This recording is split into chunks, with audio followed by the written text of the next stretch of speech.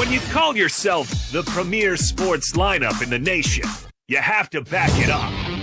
Well, my friends, we do. Check these names. Dan Patrick, Colin Cowherd, LeVar Arrington, Brady Quinn, Jonas Knox, Doug Gottlieb. Spectacular. Cavino and Rich, Chris Broussard, Rob Parker, Ben Maller, Jason Smith, and Mike Harmon. Is that premier enough? Listen to all those names right here. Really? On Fox Sports Radio. The most fearless voice in sports is on FS1. The one and only Colin Cowherd is bold, unique, and outspoken.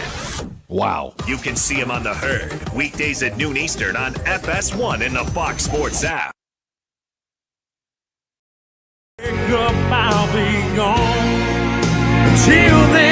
First and 10 at the Rams 19. Prescott's in the gun again. Pollard on his right. Back to throw, looking right, deep to the end zone. Leaping catch for Jake Ferguson.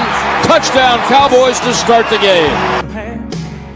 That's the Cowboys Radio Network. Cowboys with an early 7-0 lead against the Rams. Rams, though, in the red zone, trying to answer back in that matchup. Once again, you're listening to Fox Sports Red Zone Radio. Steve Hartman, Rich Ornberger with you. We're live from the TireRack.com studios. A couple of the games that got scores. We got the Giants on an early 3-0 lead after a Zach Wilson fumble handed them the ball. Jacksonville got a field goal on their opening drive in Pittsburgh, and the Falcons with an early 3-0 lead against the Titans. Touchdown for Indianapolis Colts as well. Gardner Minshew on the board early against the Saints. How about this stat last week for the Colts? Going against that Browns defense, one of the better defenses, Minshew became the first quarterback, Rich, in Colts history to have multiple touchdown passes and rushing touchdowns in the same game. Oh, yeah. Yeah, and by the way, it's no small feat to do that against the Browns. They rolled up 450-plus yards against the Browns. The Browns have allowed the fourth fewest touchdowns in the league. The Browns are on top of the board in every so far through the air, the Browns have only let up 895 yards through their games, right? A majority of those yards came during the Colts game. The next place team has given up over 1,000. That's the Cowboys. The Browns' passing defense especially is astoundingly stout, and somehow Gardner Minshew and this Colts team had a shootout with them. It was a really impressive performance by Minshew in that offense. Well, think about it. Shane Steichen. Yeah. I mean, a guy obviously, from your Charger days, he's being hailed as a guy that really understands how to run an offense. Now, Anthony Richardson, a rookie, right? And he had moments, but predictably, he had some inconsistencies before he went down with that season-ending injury. But now, with a guy that's been there, done that, Minshew, he's got a resume. And look at this Colts offense. Jonathan Taylor returns. They got a two-headed monster at running back. This could be a better team than a lot of people expected. We got a touchdown in this Commanders game. They're hosting the Eagles. Terry McLaurin pass from Sam Howell, 26 yards. Extra point is good. 7-0 lead in Washington. Hold on. What do you got? Bo's all decked out in his Eagles gear, obviously. Did not figure to be a huge challenge against the Commanders, who've lost, 4 of their last 5 games. What's going on right now after that big win last week against Miami? It's football, man. It's okay. Football. It is. Fair. It is football. It is the NFL. I mean, trying to predict 1 week from the next. 1 week you look good, the next week you mail it in. It's hard to say, but Eagles off to a rough start there. Because I was going to say, Rich, with the 49ers losing 2 consecutive games and the Lions getting embarrassed last week, and the Eagles with an impressive win against the Dolphins. I know at this point, are we looking at the likelihood of an Eagles-Chiefs rematch in the Super Bowl? Yeah, I mean, it's possible. It's likely, in my opinion. That's the matchup that I predicted in the preseason.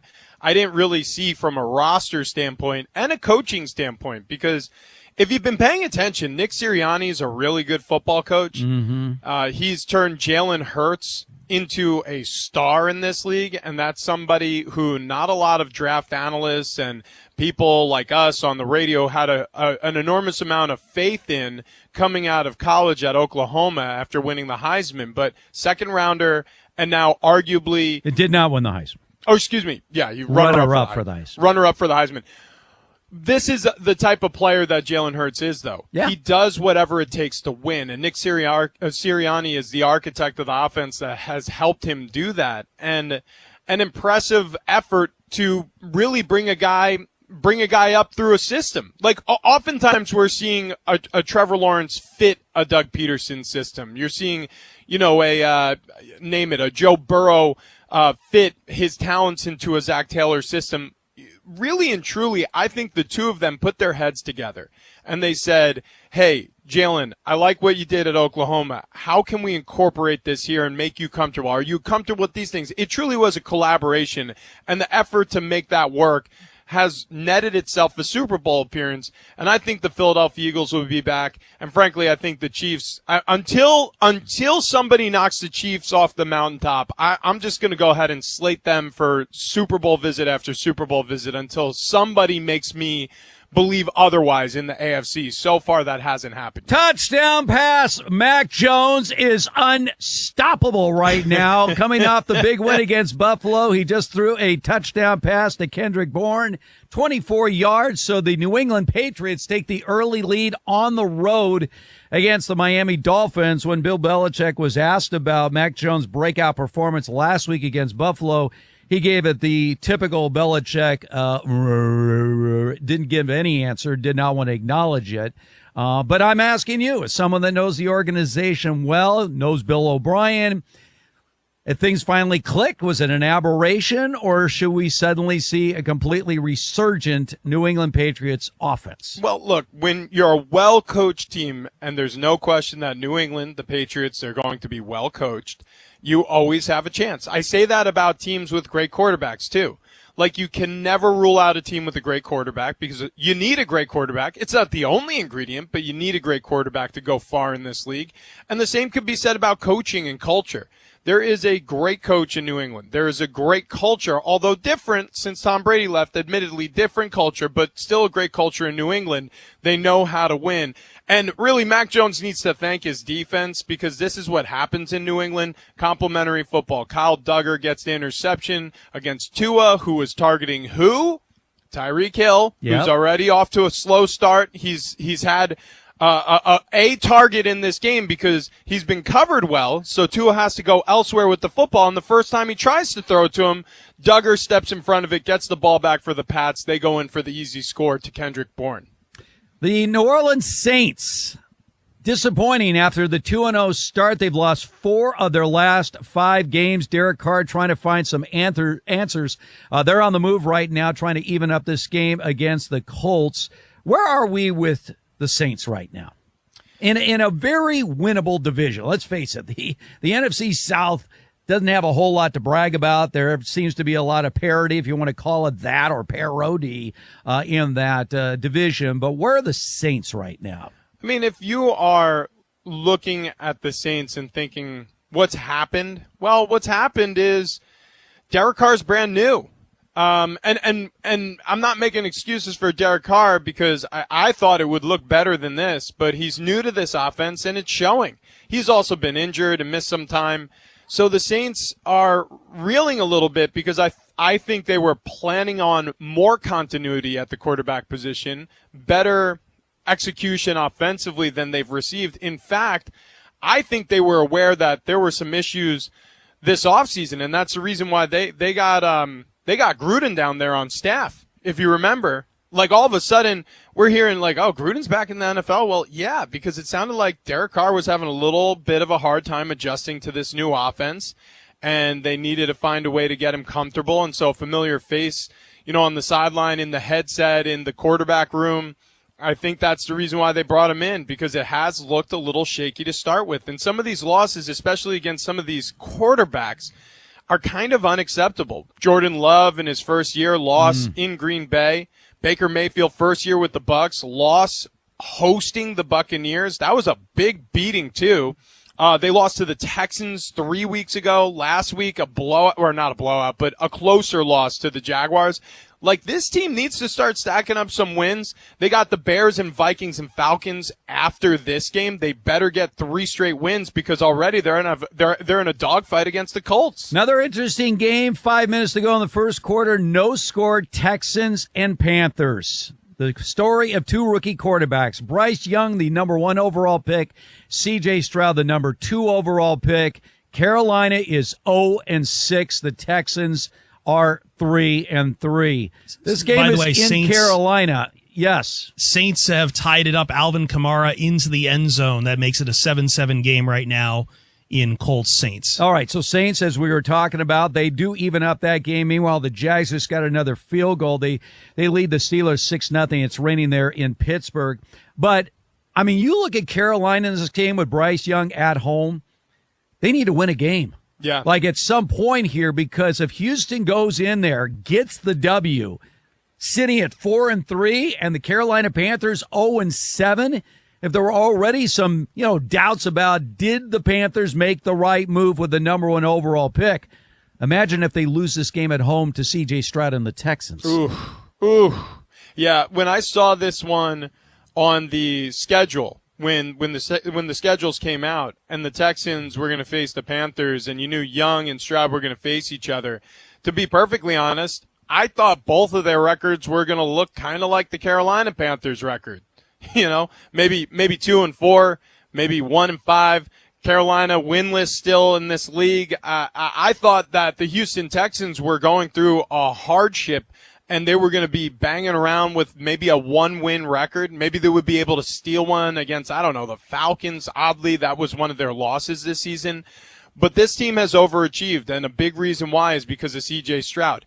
And I want to give DeMeco Ryans, rookie head coach, a lot of props, because even with a special quarterback, you've got to make believers of a locker room. There's a lot of Dan Campbell in DeMeco Ryans. Like, you can see it. Like he's a motivator. He's got he's got this team believing. It doesn't matter who walks through the doors or what stadium you're playing in this upcoming weekend, that they've got a chance.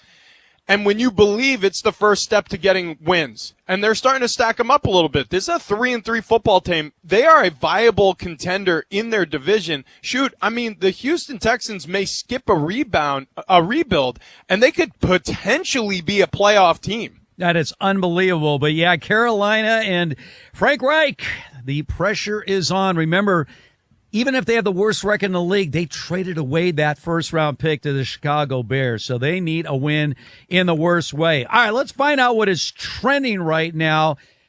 And, Rich, I tell you what, I was looking around at a lot of the ladies trending right now. Thank you. And a lot of women are, like some of the news anchors are dressed up as Taylor Swift, with a bunch of Chiefs gear. That seems to be the popular look right now. But not Monty. No. Monty paraded around yesterday as Dylan Brooks. Now that... Right. Okay. Right. So, of course. It seems such an obvious choice. How did you decide that's the way you were going to go yesterday? No joke. When he did that interview during the playoffs and he said those words, I thought he looked so ridiculous. I was like, that's my Halloween costume right there. Instantly when I saw him, and then I was like, okay, I'm going to do it. It was now, genius. please, are you holding up like a whiteboard that says "I poke bears"? No, but I did. I had a chain that said DB on it. So, because he was wearing a chain, so I didn't have a sign. I almost thought of making a sign or like, he's old or something, something. Yeah, but I did it. The facial hair was spot on. I walked in and I was like, Bo, who am I? And Bo looks at me, turns his head. He's like, you look like Dylan Brooks. I was like, yes, that's right. Yeah, and then Brandon said you look like Danny G. Right, and then I wanted to punch him because obviously I'm not. Am I wearing Raiders? Yeah. No. The question is, has anybody given you 40 yet? Because he said he doesn't respect anyone until they give him 40. Yeah, I know. Yeah, and then what's funny is like I made fun of him for doing that. I was like, nobody's gonna take you in the league anymore. And then the joke was on me when the Rockets offered him all that money to come join them. So he's fine. I was like, great. I'm gonna dress up, and I think I got it pretty good. I don't understand though why so many people thought I would use a Sharpie for my face. Right. What? So many people. Even Brian Fenley's like, is that Sharpie? Brian, it's makeup. Come on. It was good. Thank you. It was eyeliner. A fresh Sharpie, new you mean like permanent Sharpie? So many people were like, I hope that's not permanent. Of course it's not permanent. Why would I do that to myself, guys? It was eyeliner. All right, let's check into the NFL. So the Jaguars and the Steelers going at it. Steelers safety Minkah Fitzpatrick sustained a hamstring injury, and his return to today's game is doubtful. This is the latest. But the Jaguars are up 6-0. If anybody has their kicker, Brandon McManus, good job on your fantasy because he has hit 2 50-plus yard field goals already. So that's nice. The Commanders are up on the Eagles 7-3 late in the first quarter. Texans and Panthers are still scoreless, and they're about to start the second quarter. Giants up on the Jets. Basically, it's a home game for everybody here. It's 3-0, 5 minutes to go in the first quarter. The Patriots and the Dolphins are now tied at 7 apiece. It looks like Tua Tagovailoa just threw to Tyreek Hill. Yep, that's what's happening. So it's a tie game. Patriots, Dolphins 7-7. They're about to end the first quarter. The Saints and the Colts are also tied at 7 apiece late in the first. The Titans with Will Levis, making his debut. Rookie quarterback has thrown a touchdown. It looks like to DeAndre Hopkins. So it's 7-3 against the Falcons late in the first quarter. Vikings and Packers scoreless with 5 minutes to go. And Dallas just intercepted Matthew Stafford, intended for, Cooper Kupp. And they have scored. So I guess a pick 6 for the Dallas Cowboys that just happened. They are beating the Rams 16-3. Yikes. They're about to end the first quarter. This just went down. All right, Cowboys. I don't know if Stafford is the all-time leader in career pick sixes. I know he's near the top of the list. That was ugly. Yeah, no, that's not good. Woof. And it looks like a Cowboy blowout, 17-3 after that extra point. All right, Monty, very busy day. Thank you so much. Once again, we're brought to you by Progressive Insurance. Progressive makes bundling easy and affordable. Get a multi-policy discount by combining your motorcycle, RV, boat, ATV, and more. All your protection in one place. Bundle and save at Progressive.com. Let's get a little preview here of the Browns-Seahawks matchup later. Ready. Now. Hey, let's go. It's time for the NFL on Fox. Focus. Joining us right now, she does a tremendous job. Fox NFL reporter Pam Oliver is joining us. Pam, we always appreciate your time. You know, record-wise, this was the second best matchup in the NFL this week. 4-2 teams. I mean, you don't think about the Browns and the Seahawks, but I want to start with the Browns right now and the Deshaun Watson situation. All right, so he has the shoulder, he has that strained rotator cuff. He's going to be out. He did try it last week. Then he got concussed, or at least we thought he did. Then he got cleared, did not return to the game. Something is going on with the Browns and Deshaun Watson. Any clarity on exactly what their game plan is moving forward with the guy making a boatload of money with not a lot to show for it? That contract certainly comes up a lot, doesn't it? Yep. Well, Kevin Stefanski told us last night that what they're going to do is they'll determine the IR status depending on how he progresses during the week. So, you know, if there's an IR situation, they're just going to, base it on how he performs and his rehab and the way that's going. But they want to take that approach first. Obviously, you don't want to lose him if it's IR. It's at least 4 games. So, but if that rotator cuff is injured to that degree, what can you do? It's going to be P.J. Williams in there for a good long time. Yeah, and speaking of the backup quarterback, PJ has played great. Kevin Stefanski's got to probably marvel at his third-string quarterback keeping the train on the tracks. They're trying to ugly up games. Now, last week was an unexpected shootout. I don't think anybody saw that being the highest-scoring game of the week when the Colts took the Browns all the way down to the wire. But still a W for Cleveland, and they roll on to face the Seahawks today. What's the overall feeling on P.J. Walker as he's been able to sort of keep this thing stabilized, at least in the interim? With P.J. Walker, I think people have confidence in him. He helped them win 2 straight ball games. They're not going to ask him to be a world beater. Kevin Stefanski told us they just want to be really efficient on offense. They've got to deal with this crowd noise, which I don't know if you guys have been here, but it is no joke. So he feels, Stefanski feels confident in P.J. Walker. I think a lot of his teammates do. He's had that long, winding road, which makes you kind of respect the guy. And he told us how much he appreciates every opportunity that he gets. And, his family's keeping him grounded. His family's really helping him, understand to take advantage of each and every opportunity. So, I think P.J. Walker can do a very good job for them today, but they got to stick to that plan and keep it efficient and help the defense balls out. Pam, it's easy for an NFL coach with a highly successful quarterback to build an impressive resume. The question is, what happens after you lose that franchise quarterback? We were talking about Mike Tomlin with, Big Ben leaving, and all of a sudden he's got the rookie Kenny Pickett, and he hasn't missed a beat. They continue to win. It's the same thing with Pete Carroll. I mean, you got rid of Russell Wilson. Almost everyone believed that the Seahawks were going to be in for a tough stretch of years trying to rebuild this team. They bring in Geno Smith, who I didn't even know was still in the league before last year.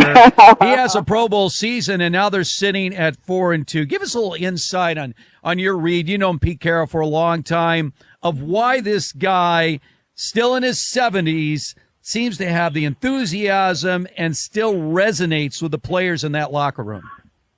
He loves it. He loves the game. He loves guiding these young men. I asked him the question the other day about just this organization, and its philosophy and how you stick to it no matter what, no matter who's in, who's out. And he said, that's just how we build them. We want to help these young men be successful, put them in a position to do what they do best, and, really go from there. But the man is just indefatigable. He loves the game. He loves his players. And that really, comes across talking to Devin Witherspoon about him. I said, what do you like about playing for Pete Carroll? He said, he's just dope. He's just dope. And, a lot of players just feel that way about him. They put themselves on the line for him. They feel like he's not above them, even though he's the head coach. He kind of approaches them where they are. And I think that's a very, very big deal, and it helps them be very successful. How do you be successful against a Browns defense, though, that has been so stingy with passing yardage, with touchdowns given? You have some serious firepower, obviously Walker and Metcalf and Lockett offensively. We just talked about Geno Smith, but how do you crack the seal on Cleveland? How can the Seahawks get this win? I think they have to stick with what they do. They really hope to run the ball. That is their number one goal. And to, again, not to use that same word, efficient, but just get the ball out. Geno wants the ball out of his hands. Are they going to go with the quick passes to negate Miles to some degree? You can probably expect to see that. But, I think it's just incumbent upon the Browns defense to help them win this game. I mean, really make a difference, get some turnovers, get some points off of those turnovers. And I think Seattle, they just want to have a very clean game. They got the energy from Lumen Field, and I think they know that what they're facing on the other side of the line. These guys believe that the line of scrimmage is where this game is going to be won. Well, believe it or not, it's a game I circled this week. Anxious to see how this one goes. Browns at the Seahawks. Pam, you're the best. We always appreciate the time. Thanks for joining us today. Hey, watch that permanent marker. You don't want to put that on your eyebrow. You hear that, Monsi? Yes. She's very wise to that. Yeah. She's got to be careful. Thanks, Pam. We appreciate it. You got it, guys. Take care. Pam Oliver there. Again, Browns, Seahawks. Look, if I'm the Seahawks, Rich, you asked about that Browns defense. I know the Browns got the 1-point win against the Colts, but Colts put up 38. So I'm going to take a good look at what the Colts did, because they got a lot of yards and a lot of points against a very good defense. So I don't know if you can duplicate that if you're the Seahawks offense, but they gave you a roadmap. Yeah. Oh, and Pam knocked it out of the park. That's exactly what the Seahawks should do, is play their brand of football. Now, the Colts had to throw the ball around a little bit because they were trailing at times. If you can control the time of possession, if you can find a way to run against, again, a very stout defense in the Browns, and control the clock and stay on the chains, meaning that you're having productive first and second down plays, which avails you third and short opportunities for Geno, where he doesn't have to sit in the pocket and wait for routes to develop to get to the chains, where he can get the ball out of his hand quick. This could be, I'm not saying an easy win. There's no such thing as an easy win. But when you're facing P.J. Walker, you have an opportunity to control the game. You can survive the Browns, get the win, and move on with your schedule. All right, coming up, we continue on here with our coverage of 9 games currently underway around the National Football League. This is Fox Sports Red Zone Radio. NFL Sundays live here. Wilson takes the snap. Quick drop, under pressure. Chase, sack, fumble. Ball is loose, on the ground. Picked up by the Giants at the 25. Thibodeau got the sack. Giants force a turnover. Jihad Ward recovered it. It's your NFL Sunday. We're Fox Sports Radio. Hey, it's Jonas Knox. Worn-out tires are a danger to you, your passengers, and other drivers. TireRack.com reminds you to inspect your tires regularly. Grab a quarter, stick it in the tread. If you can see the top of Washington's head, it's time to replace. Go to my page, TireRack.com/sports. Use the Tire Decision Guide to find the right tires for how, what, and where you drive. Choose from the full line of hand-cooked tires and tread confidently. TireRack.com, the way tire buying should be. Does your current trophy wife want a life insurance policy 3 times the size of your previous mistakes? Relax and call Big Lou at Term Provider. Big Lou says if you're in your 50s, even a bit porky, a $1 million term life policy should only cost about $200 to $300 per month. Call Big Lou at 800-529-2856. Remember, Big Lou's like you. He likes trophies, too. For affordable life insurance, call 800-529-2856. A lot of fun things that go on in the morning. This is the show that has 2 pros and a cup of Joe. Who is Joe? LeVar Arrington, Brady Quinn, and Jonas Knox. The Bills did a good job when they needed. They just, for whatever reason, couldn't kind of close things out. And I think a lot of people were taking, frustration in Sean McDermott's decisions when he did have 4th and 2s. He did have 4th and, I think, a 4th and 1 as well. Yeah. And he really, really played super conservative, right? Didn't go for it in either instance. Tried to leave the team out there to try to draw the Bucs off sides. And that's so different than most analytical plays that we see nowadays, where most teams say, no, I've Josh Allen. I'm going to do a quarterback run. I'm going to get the first down. Game's over. I'm never going to give Tampa Bay the ball back with any chance to throw a Hail Mary, which was a perfectly thrown ball, Hail Mary. But as Jonas kind of pointed out, could have probably thrown the flag on 4 or 5 different instances in that play. Either way, God would never turn around to catch it. Either way, right? You could have thrown it on the defense and the offense on the Hail Mary. It's just I wonder, has there ever been a PI thrown on a Hail Mary? I don't know. Why do you do this? I'm just saying. You know I've got a story about that. I really don't. Tell us. I swear to you, I don't. Tell us. We lost when I was in Cleveland. Literally, when I was in Cleveland, we lost on the final play of a game on a defensive PI on Calvin Johnson. And it gave Matt Stafford and the Lions an untimed down. Oh, God. He threw a touchdown pass, and they kicked the PAT ensuing to win. I'm sorry, Q. Was this when Stafford was a rookie? Sorry. He had the shoulder injury? To get the rest of LeVar Arrington, Brady Quinn, and Jonas Knox, podcast by searching 2 Pros and a Cup of Joe. Listen to 2 Pros and a Cup of Joe weekdays from 6 a.m. Eastern, 3 a.m. Pacific on Fox Sports Radio. Here we go. Steve Covino. Ooh. Rich Davis. Yes. This is Covino and Rich. If you watch Beckham on Netflix, which is great, and which you should, you realize that the sports media and the media do create narratives that you have no control over. And Deshaun Watson's probably thinking, have this narrative of I don't want to play comes out. Posh Spice talks about that there was a narrative about how she hated Spain when he was at Real Madrid, and she's like, I don't know where this came from. She never hated Spain. I never said it. Deshaun Watson's probably thinking, where is this I don't want to play narrative? They weren't necessarily wrong, though. That was probably the toughest time in their relationship and for her as a family. But she never created that narrative at all. Yeah, and, why would you think a guy at the height of his career, in his prime, with a winning record on a team that looks pretty decent, why would he not want to play? Covino and Rich, weekdays at 5 p.m. Eastern, 2 p.m. Pacific on Fox Sports Radio. Yeah! Here we go. The Ben Maller Show. Are you in? How are things going for Baker Mayfield's redemption tour in Tampa? This was for Baker Mayfield. I put it in the box of blah. Baker Mayfield. We are now 7+ weeks into the NFL season for the Bucs. Week 8 now. And Baker Mayfield is as advertised.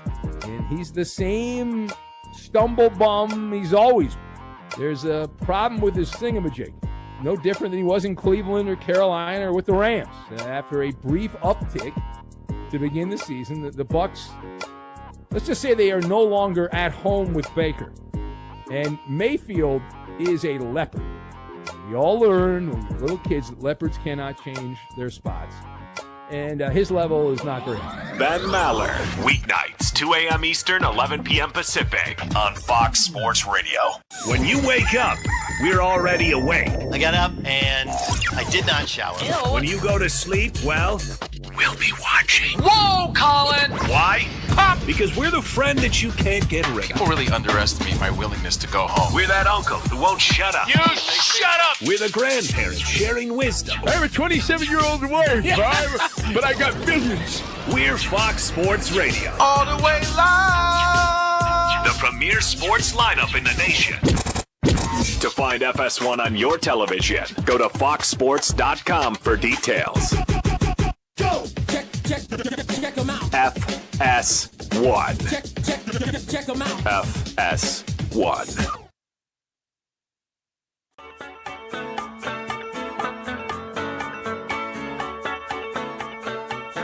Handoff back to Akers, up the middle across the 5, to the goal line, touchdown!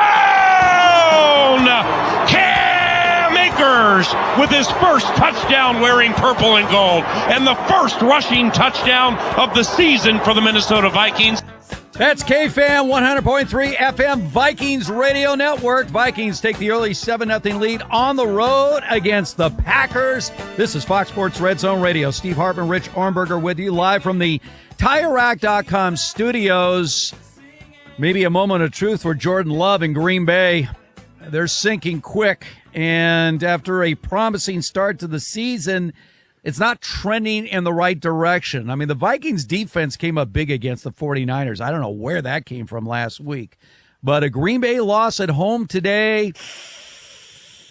Remember those comparisons saying, yeah, look at that, Jordan Love following Brett Favre and Aaron Rodgers? Not so much. Yeah, 3 and out Yikes. for the Green Bay offense. And so far, I mean, it could be much worse. A missed field goal on the opening drive for the Vikings. They could be in a 10-0 hole. Mercifully, only in a 7-0 hole after the Cam Akers rushing touchdown.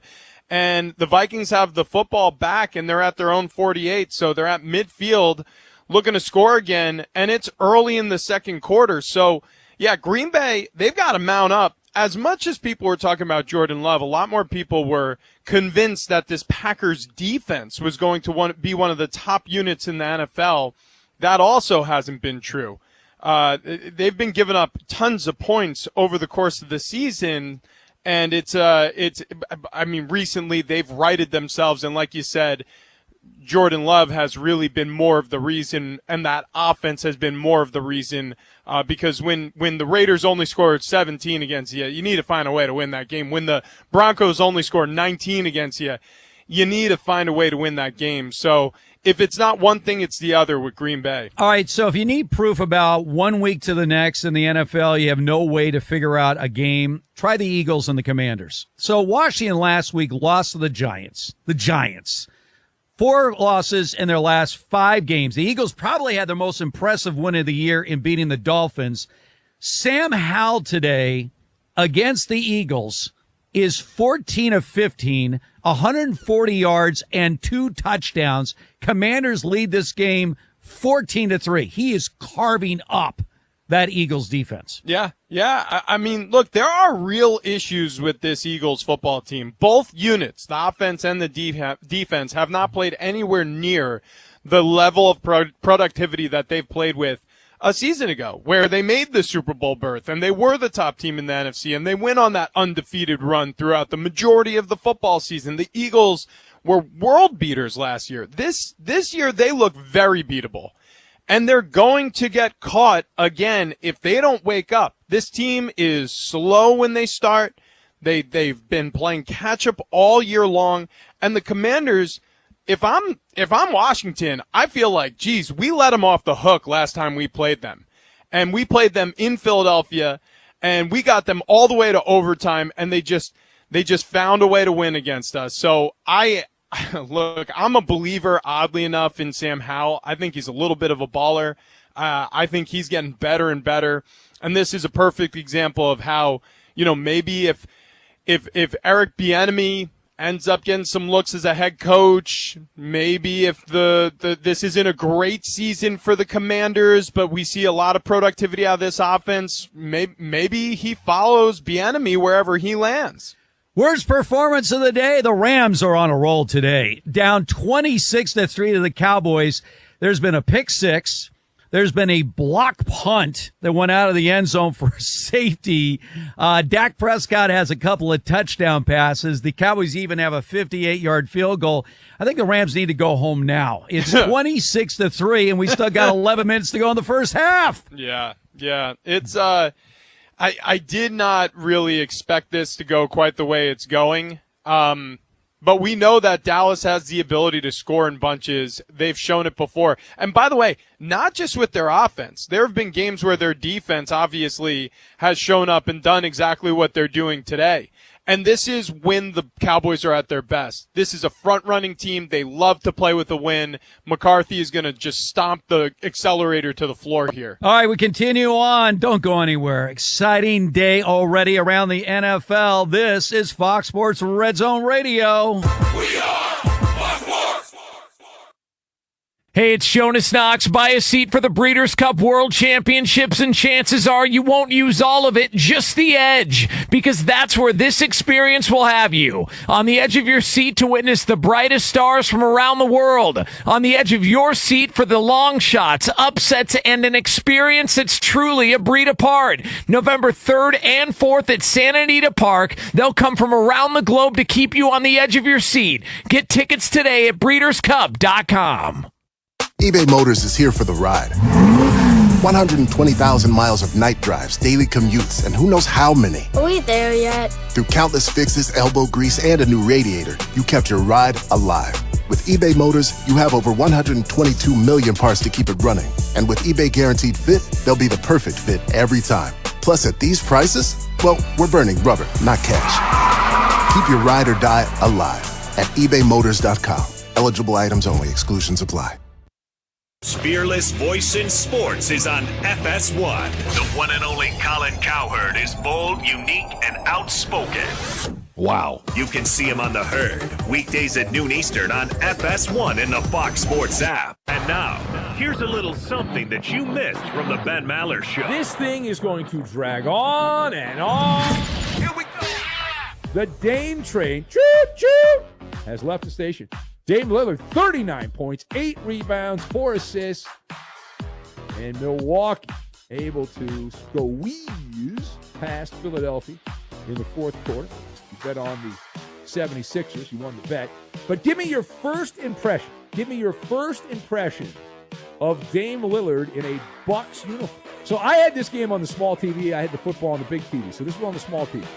Dame Lillard became good James Harden. Remember when Harden was at his best with the Rockettes and he would get to the foul line 15 times a game?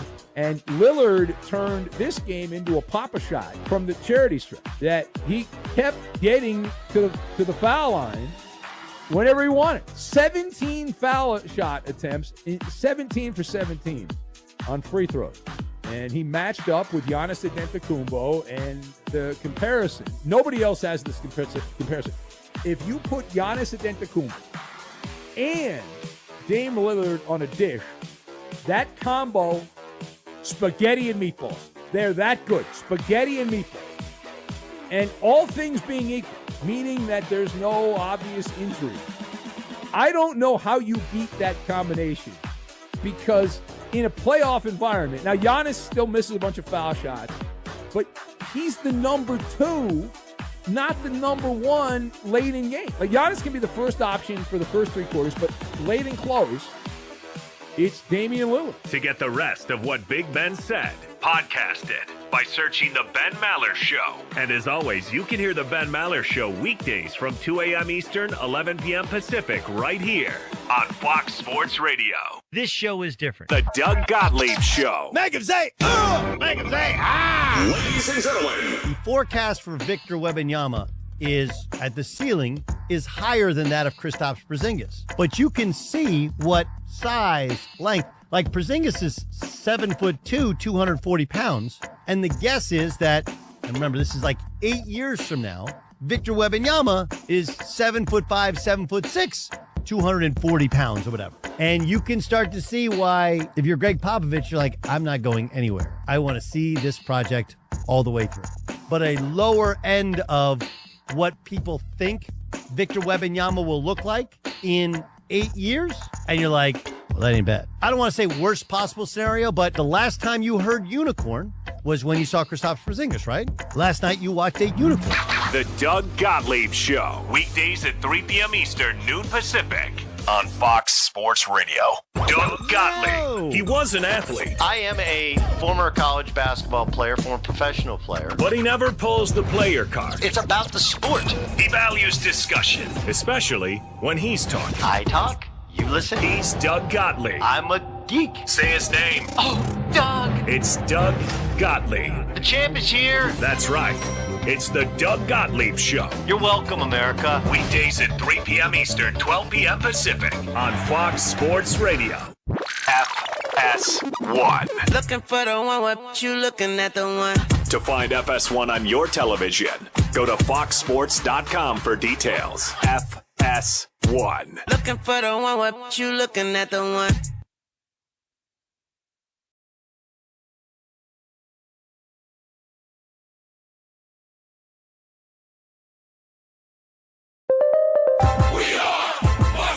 And here's what you need to know. Not a bad debut for rookie quarterback Will Levis. Looking Levis, throwing deep. Levis trying to get it to Hopkins. He's got it at the 5. Into the end zone. Touchdown! Titans! 47 yards! Will Levis, first career touchdown pass. DeAndre Hopkins, first touchdown as a Titan. And Tennessee zooms in front. A little pump fake and then takes some of that. Titans Radio Network on the call. They're currently beating the Falcons 7-3 early in the second quarter. The Vikings are beating the Packers 10-0. Cam Akers with the first rushing touchdown for Minnesota this season. It's early in the second. The Cowboys have been all over the Rams. First a pick six, then a safety. It is 26-3 in Dallas halfway through the second quarter. And the Commanders are beating the Eagles at home 14-3 halfway through the second quarter. I'm Monty Bolaños.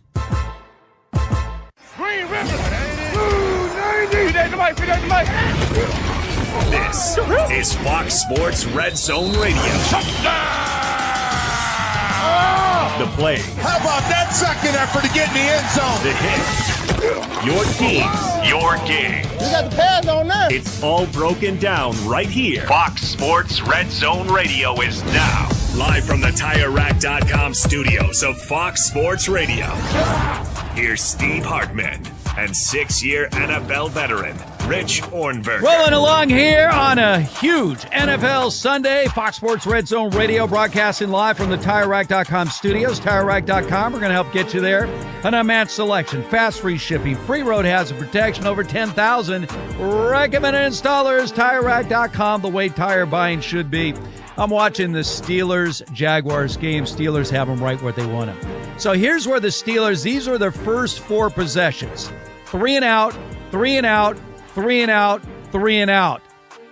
Jacksonville got held to a couple of field goals. They were driving a pick in the end zone, and then all of a sudden Pittsburgh gets a huge pass interference call against Jacksonville. They're driving down the field. How many times have we seen this where the Steelers seemingly are overwhelmed by their opponent, and then you look at the final score and you're like, how the hell did they win this game? Yeah. It's raining. It's ugly in Pittsburgh. But on their first drive, they had -5 yards. Second drive, 4 yards, then 8 yards, and 2 yards. It was all Jacksonville, and then the interception in the end zone, and now all of a sudden the Steelers are on the move. Yeah, well, what it comes down to is great defense, and this Steelers defense just won't be denied. It kind of feels like the Browns, and go figure, they're both in the AFC North, and what's the trademark of the AFC North? With Baltimore, especially with the Browns, really honestly with the Bengals too, and the Steelers, we're talking about them. All these teams play astoundingly stout defense. And the Steelers, they're relying on their defense again, forcing turnovers, finding ways to help them win the field position game and make it a little bit more easy for this Kenny Pickett-led offense. Yeah, unbelievable how they find ways to just stay in games. And then, late in the game, they find ways to win it. All right, busy day already. The Miami Dolphins have taken the lead over New England by a score of 14-7. I think this is a big game for the Dolphins. I mean, obviously the Patriots have to win if they have any designs on getting back into the playoff chase. But Tua in this game is 14-19, 127 yards, 2 touchdowns. He did have the pick a little bit earlier on. And the Patriots offense, which had some life in that win against the Bills, not so much against, let's face it, not exactly a stellar Dolphins defense. They just have 56 total yards with 6 minutes to go in the first half of that game. Yeah, it's going to be interesting to see how things progress offensively there. Not a tremendous amount of faith that they're going to be able to right things, that it's going to be back on track. I don't know. It's so tough to tell, because even though we're 8 weeks into this NFL season, right? The automatic assumption is, well, these offenses are done maturing. Like, this is it. So wherever they're at now, it remains static for the rest of the year. And this is what you're going to see, because it's mid-season, right? Well, wrong, because like we know, this is separation time in the NFL. This is where the great teams really turn it on, and they create that separation where they're vying for bye weeks in the postseason. And then some of those teams that have underwhelmed you, they start to figure it out, and they become the teams that they end up finishing the season. So this is that time of year where really it's beginning to coalesce. It's not even near its finished product yet. All right, so the Steelers, as I said earlier, completely dominated in this first half by Jacksonville, but they are now facing a 3rd and goal. The Steelers actually went for a little trickery, like a little inside flip to the tight end that went absolutely nowhere. So 3rd and goal at Jacksonville's 5-yard line. Again, it's rainy in Pittsburgh. It's Steeler weather, and they're trying to get on the board. Pickett is scrambling, throws incomplete, no flag there. So it looks like they're going to have to settle for a field goal attempt. Yeah. Again, trailing in this game. I mean, the Steelers' offense. There's that, by the way, speaking of offenses, where is the Packers' offense right now? Yeah. 10-0 Vikings lead this game. Jordan Love, 2 of 5, 7 yards. He has -5 yards net passing. The Packers, with 8 minutes to go in the first half, have 26 total yards. Well, this Vikings defense, they're putting together a couple of games now, right? I mean, I don't know where they showed up last week against the 49ers, but they look even more dominant today. Let's face it, holding the Chiefs to 27, it feels like yeoman's work in this league nowadays, and that's where they were 3 weeks ago when they faced Kansas City. They beat the Panthers before that, 21-13, so that defense was stingy there against a struggling Panthers offense, obviously. Against the Bears 2 weeks ago, they held them to 13. Last week against the 49ers, held them to 17 points. So, look, nothing really all that new with the Vikings. And like I said, things change in this league. Like, things aren't static from the start of the season to midseason and then to the end of the season. Like, teams get better. The Vikings defense, if you want to talk about an overachieving unit so far this season, the Vikings defense is the only reason this team has a heartbeat at all, and they find themselves in second place in their division with an opportunity to overtake the Detroit Lions, who all of a sudden look very mortal after getting the dog beaten out of them in Baltimore a week ago. Will Levis making his starting debut for the Titans today, and they are on the board again. Second touchdown pass for Will Levis. Now, this is a guy that we watched sit there enduring an entire first round when a lot of people thought, remember, some people actually projected him to be the second overall pick. Oh, yeah. And he dropped completely out of the first round. But there you go. They are on the board again, and the Titans jump off to a 13-3 lead pending an extra point against the Falcons. Well, we got to have this conversation if you bring up the Titans. Should they or shouldn't they be allowed to wear the old Houston Oilers uniforms? Because they're wearing the throwbacks today, and this has been a topic of debate. Well, it's it's the same franchise, right? By the way, people don't understand this. The Houston Oilers became the Tennessee Oilers before they changed their name to the Titans. They actually were the Tennessee Oilers for 2 years. Yeah. And then changed it to the Titans. By the way, Will Levis, 10 of 14, 113 yards, 2 touchdowns, no picks. Well, there you go. Yeah, out to a great start. And look, the Titans needed a boost offensively because I think we can all see it. Even though he's been relatively unproductive, it sounds like the Titans are going to stick it out with Derrick Henry. Of course, unless they get a monster trade package, which I'm guessing they won't. And that's the reason why we saw the release statement or the leaked statement, whatever you want to call it, that the Titans aren't planning on moving Henry.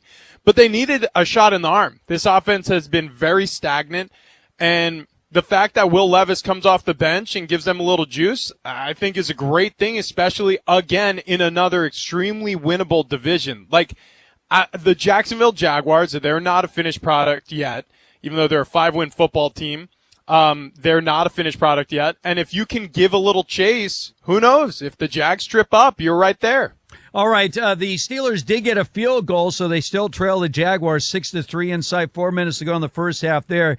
Big series for the Panthers, down 7-0 here inside 2 minutes to go in the first half. Panthers have a 2nd and goal at the Texans' 4-yard line.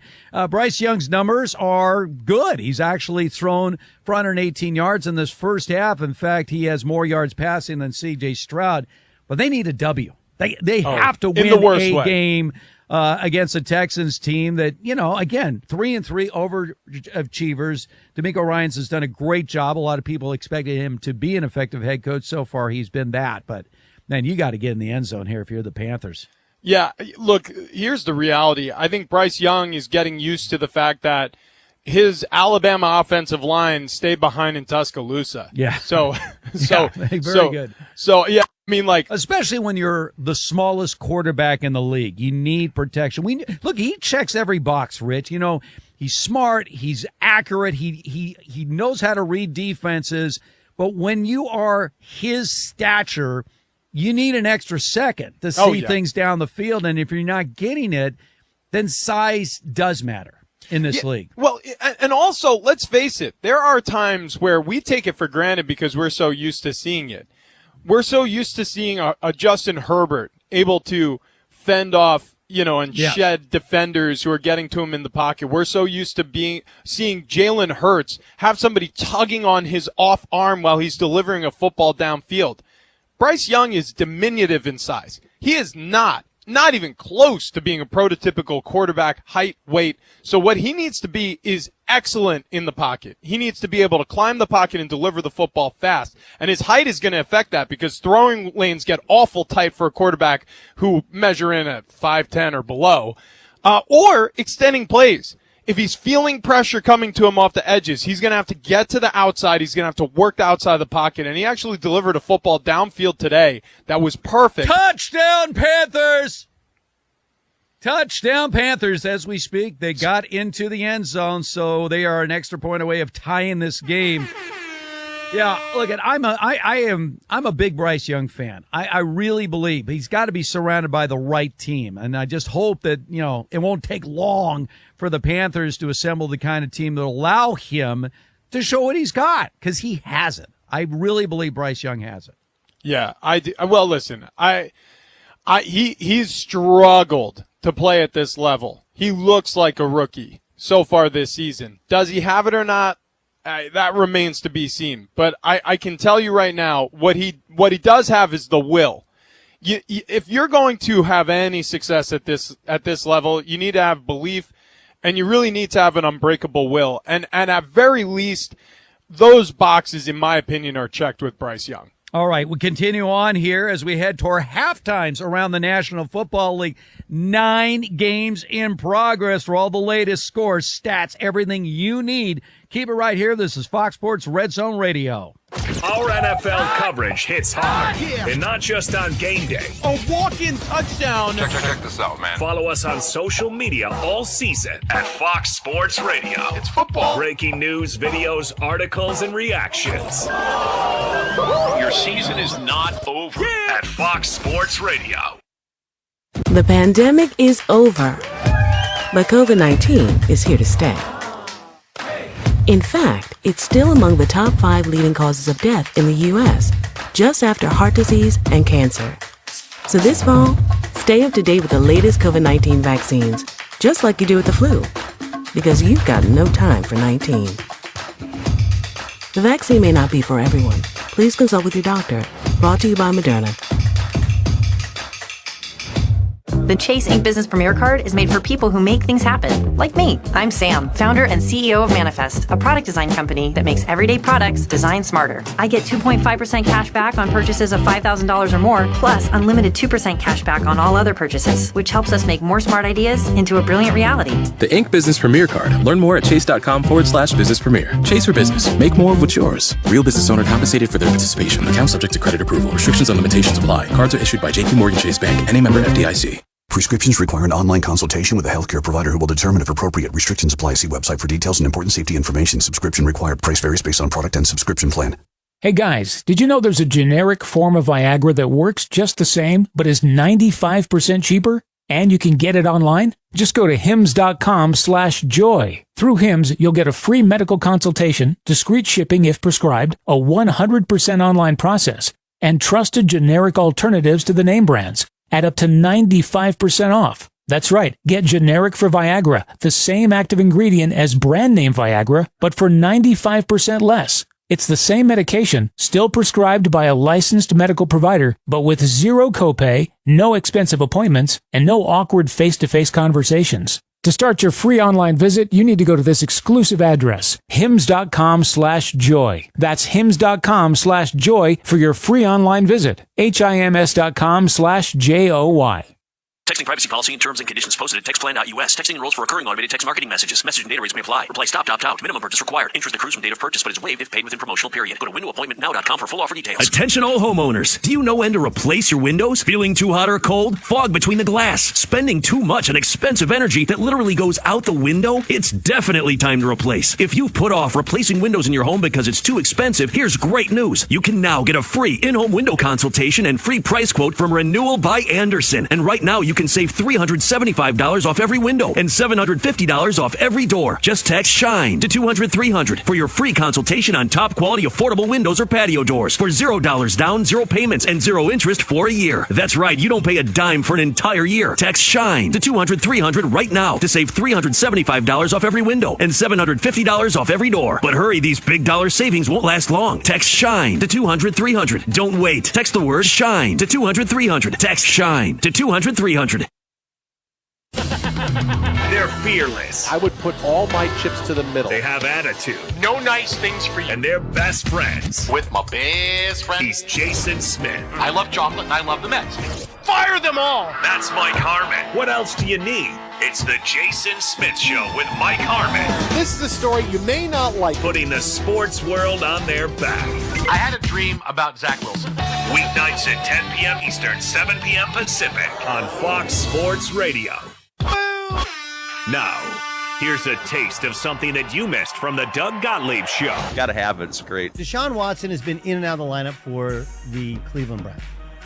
It is nearly impossible to do what I'm going to do, which is disconnect the Deshaun Watson playing, not playing from the accusations against him in Houston. The accusations against him in Houston.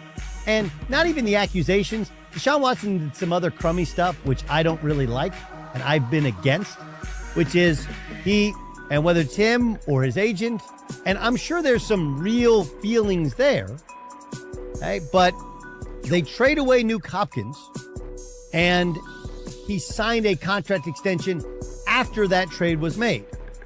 But before that season began, when it appeared to be obvious that they were going to be bad, that was when he did everything in his power to get out of Houston. This is before the allegations came up. And he essentially sat a season, torpedoed the Texans, took their money, and then got traded and got a new contract, the longest fully guaranteed contract in the history of the sport. And so it's really, really easy for all of us, low-hanging fruit, to go, well, he don't want to play because he's got a 5-year guaranteed contract. He's probably got $250, $300 million in the bank. Why does he need to play football? Then you factor in the accusations against Houston. He's like, well, he's a bad guy. He's a rich guy. He's got a guaranteed contract. He doesn't need it. Why go out there and get your head knocked in, right? But what that lacks is empathy. And you're like, wait, you tell me, DG, you got to feel sorry for it? No, I didn't say feel sorry for it. To get the rest of what Doug said, podcast it by searching The Doug Gottlieb Show. And as always, you can hear The Doug Gottlieb Show weekdays at 3 Eastern, noon Pacific, right here on Fox Sports Radio. They don't always agree. Can we have a logical? No! Sometimes they yell, actually. My goodness, I got a headache after all this yelling. But they hold nothing back. I'm a grown man. They set the standard. Bring out the cheese. And they're on. Yeah! It's Chris Broussard.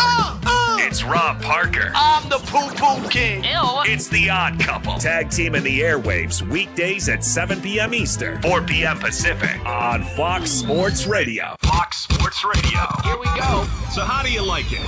The question is this. You like it like this? I'm strictly talking basketball. Or like this? Baseball tends to be, of all our sports, very much steeped in tradition. And what about this? Basically, the NFL has found ways to make money off of everything. Like it a lot. Whatever it is that you like, we've got it covered. It's sports the way you like it on Fox Sports Radio. FS1. Call your friends and ask how they doing. To find FS1 on your television, go to foxsports.com for details. Boom. Trust your eyes. FS1.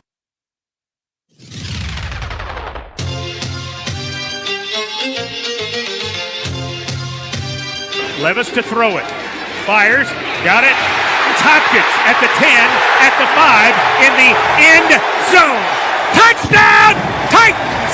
Levis to Hopkins on the crosser for a big 6. There we go. That's red zone offense. That's what you need. That's WGFX 104.5 Titans Radio Network. So Will Levis making his debut as a starting quarterback for the Titans. 2 touchdown passes. Tennessee leads Atlanta 14-3. They got the 2-minute warning in the first half there. This is Fox Sports Red Zone Radio. Steve Hartman, Rich Armberger with you. We're in the final stretch to get tickets to horse racing's biggest moment of the year. The world's best are heading to Santa Anita for the Breeders' Cup World Championships on November 3rd and 4th. The countdown begins now. Get tickets today at breederscup.com. Meanwhile, it just gets worse for the Rams. 33-3. The Cowboys annihilating the Rams today. Dak Prescott, 17 of 21, 225 yards, 3 touchdowns. He did throw 1 pick in this game. CeeDee Lamb has a couple of touchdown receptions. And I don't know if Sean McVay can say anything at halftime. It's going to make it better. So the Rams, a team that I predicted would have the worst record in the league. They surprised a lot of people, but today, all Cowboys. And let's take the Cowboys standpoint. The Cowboys have games like this. Oh, yeah. They had them last year. They had them the year before where they just look like world beaters. And they're like, why don't we see that more often? Why do the Cowboys go into a disappearing act in certain games? Is that Mike McCarthy? Is it just the NFL? Because when you watch the Cowboys working on all cylinders, you say, why aren't they in the conversation as one of the best teams in the NFL? The Cowboys, man, the Cowboys are just one of those teams where they are so inconsistent. Right? Like there are games where you think to yourself like, oh wow, Dak is a top 10 quarterback. Like this is a Super Bowl caliber offense. They've got weapons everywhere you look. That defense, my goodness, Micah Parsons, Deron Bland just got his 3rd pick 6 of the season and it's only week 8. And then you slow yourself down and you say, yeah, but what happens in those primetime visits sometimes? What happens when Dak gets to the postseason, and why does it happen? Yeah, is it culture? Is it coaching? Is it Dak?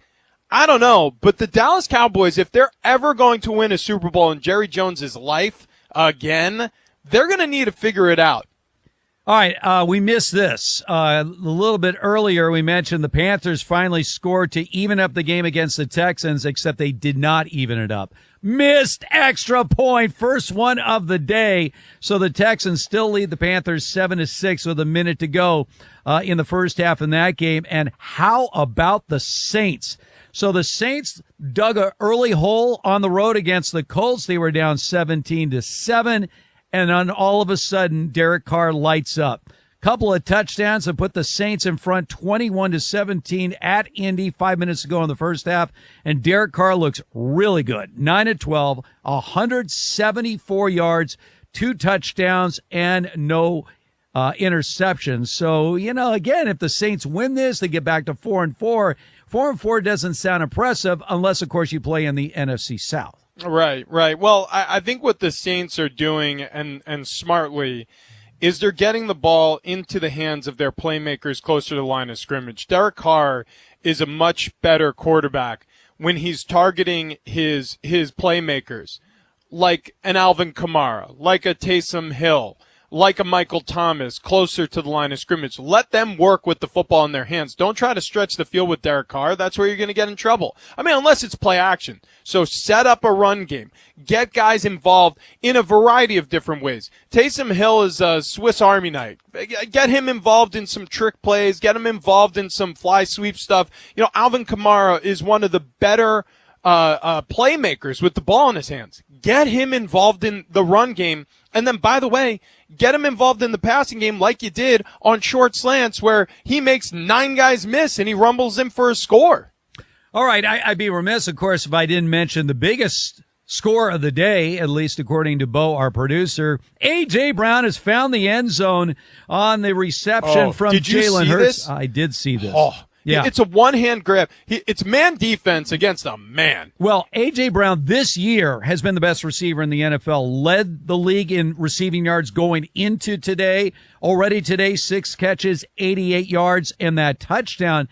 The problem for the Eagles right now is they have no running game. They have 6 yards rushing in this game. Chris, the resident Lions fan, has a theory about DeAndre Swift. What is that theory here, It's Chris? not. It's mostly going on trends right now. Like when he was in Detroit, usually you would see, while he's healthy, a couple good games out of him. But I mean, his durability through the season always wears down. I looked at his game log from last week.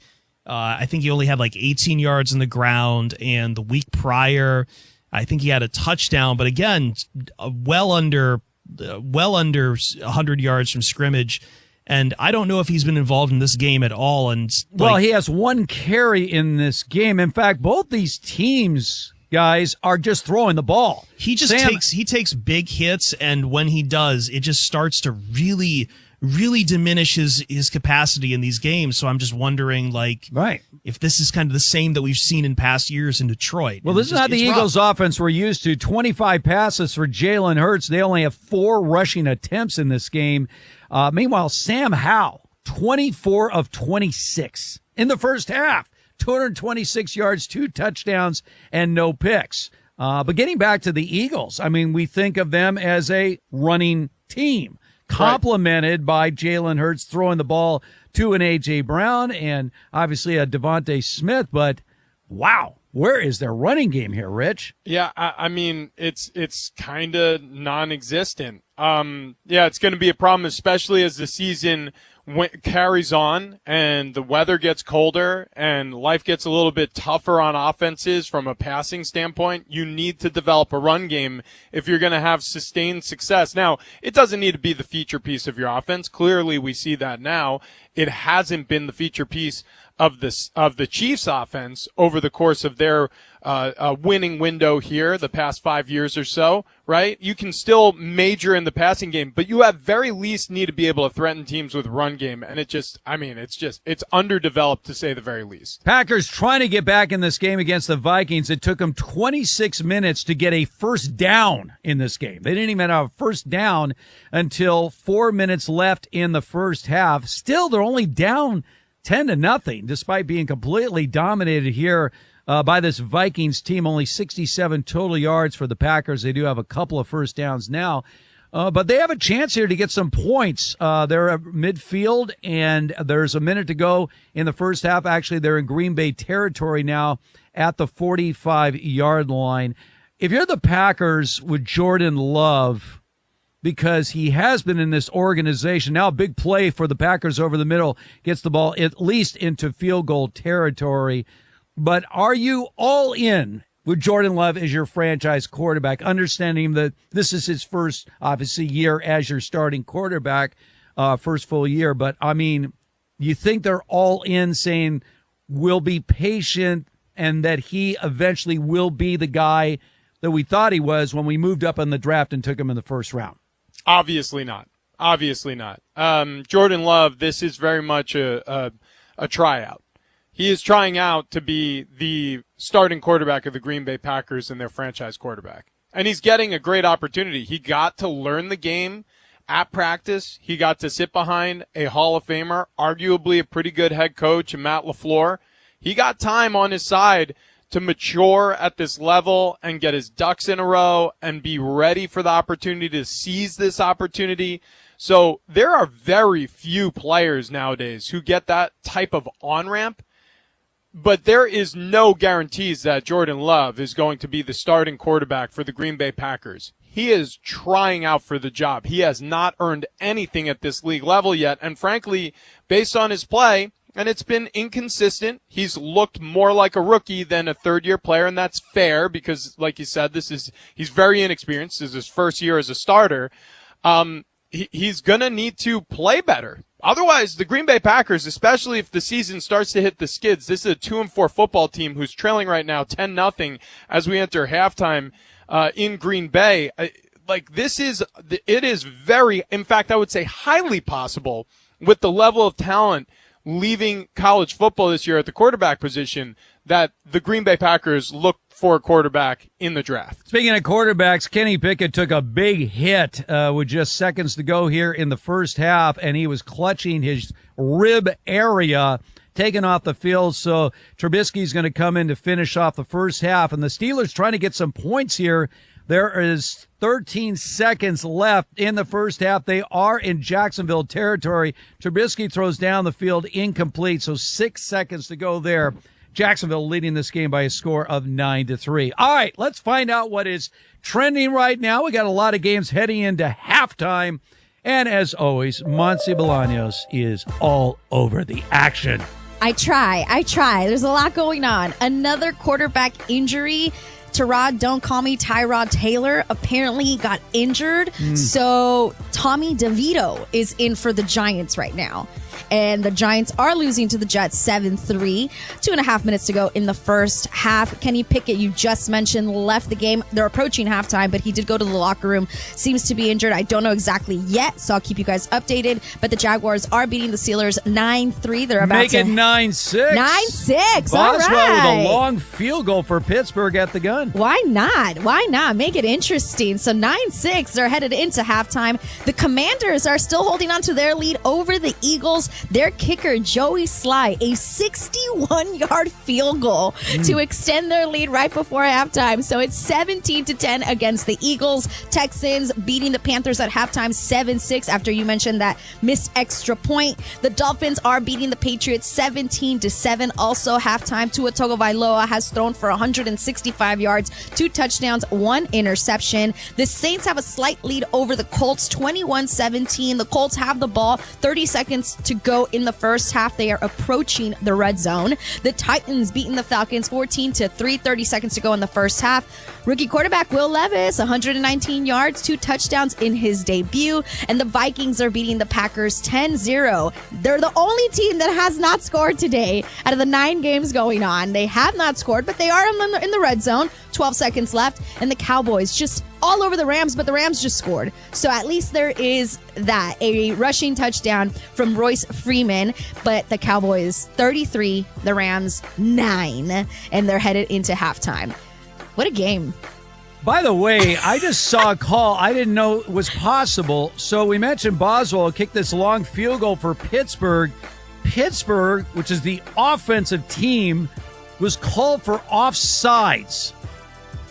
Boswell's follow-up kick is no good. What? Interesting. Now, Rich, they clearly called offside on Pittsburgh in lining up for that field goal. Oh, I know what happened. So on field goal block protection, it is one of the rare times, maybe on like 3rd and shorts, 4th and shorts, goal line, where you have a lot of offensive linemen and tight ends crowding the football, right? Yeah. And so it's not a false start if you align in the neutral zone. And so what can happen sometimes is an offensive lineman or a tight end. Well, wouldn't that be illegal formation? I don't know the call. They signaled offside. Well, then, on the offense, and Mike Tomlin's losing his mind. Yeah, I mean, or a neutral zone infraction. I don't know exactly what the call would be if you had I guess it would be a legal procedure. But it was like, wow. Anyway, so take the points off the board. It's halftime now, and Jacksonville leading by a score of 9-3. Injury situation to watch. Matthew Stafford just hit his thumb on a Cowboys defender helmet. Ooh. So he was looking at that, walking off, and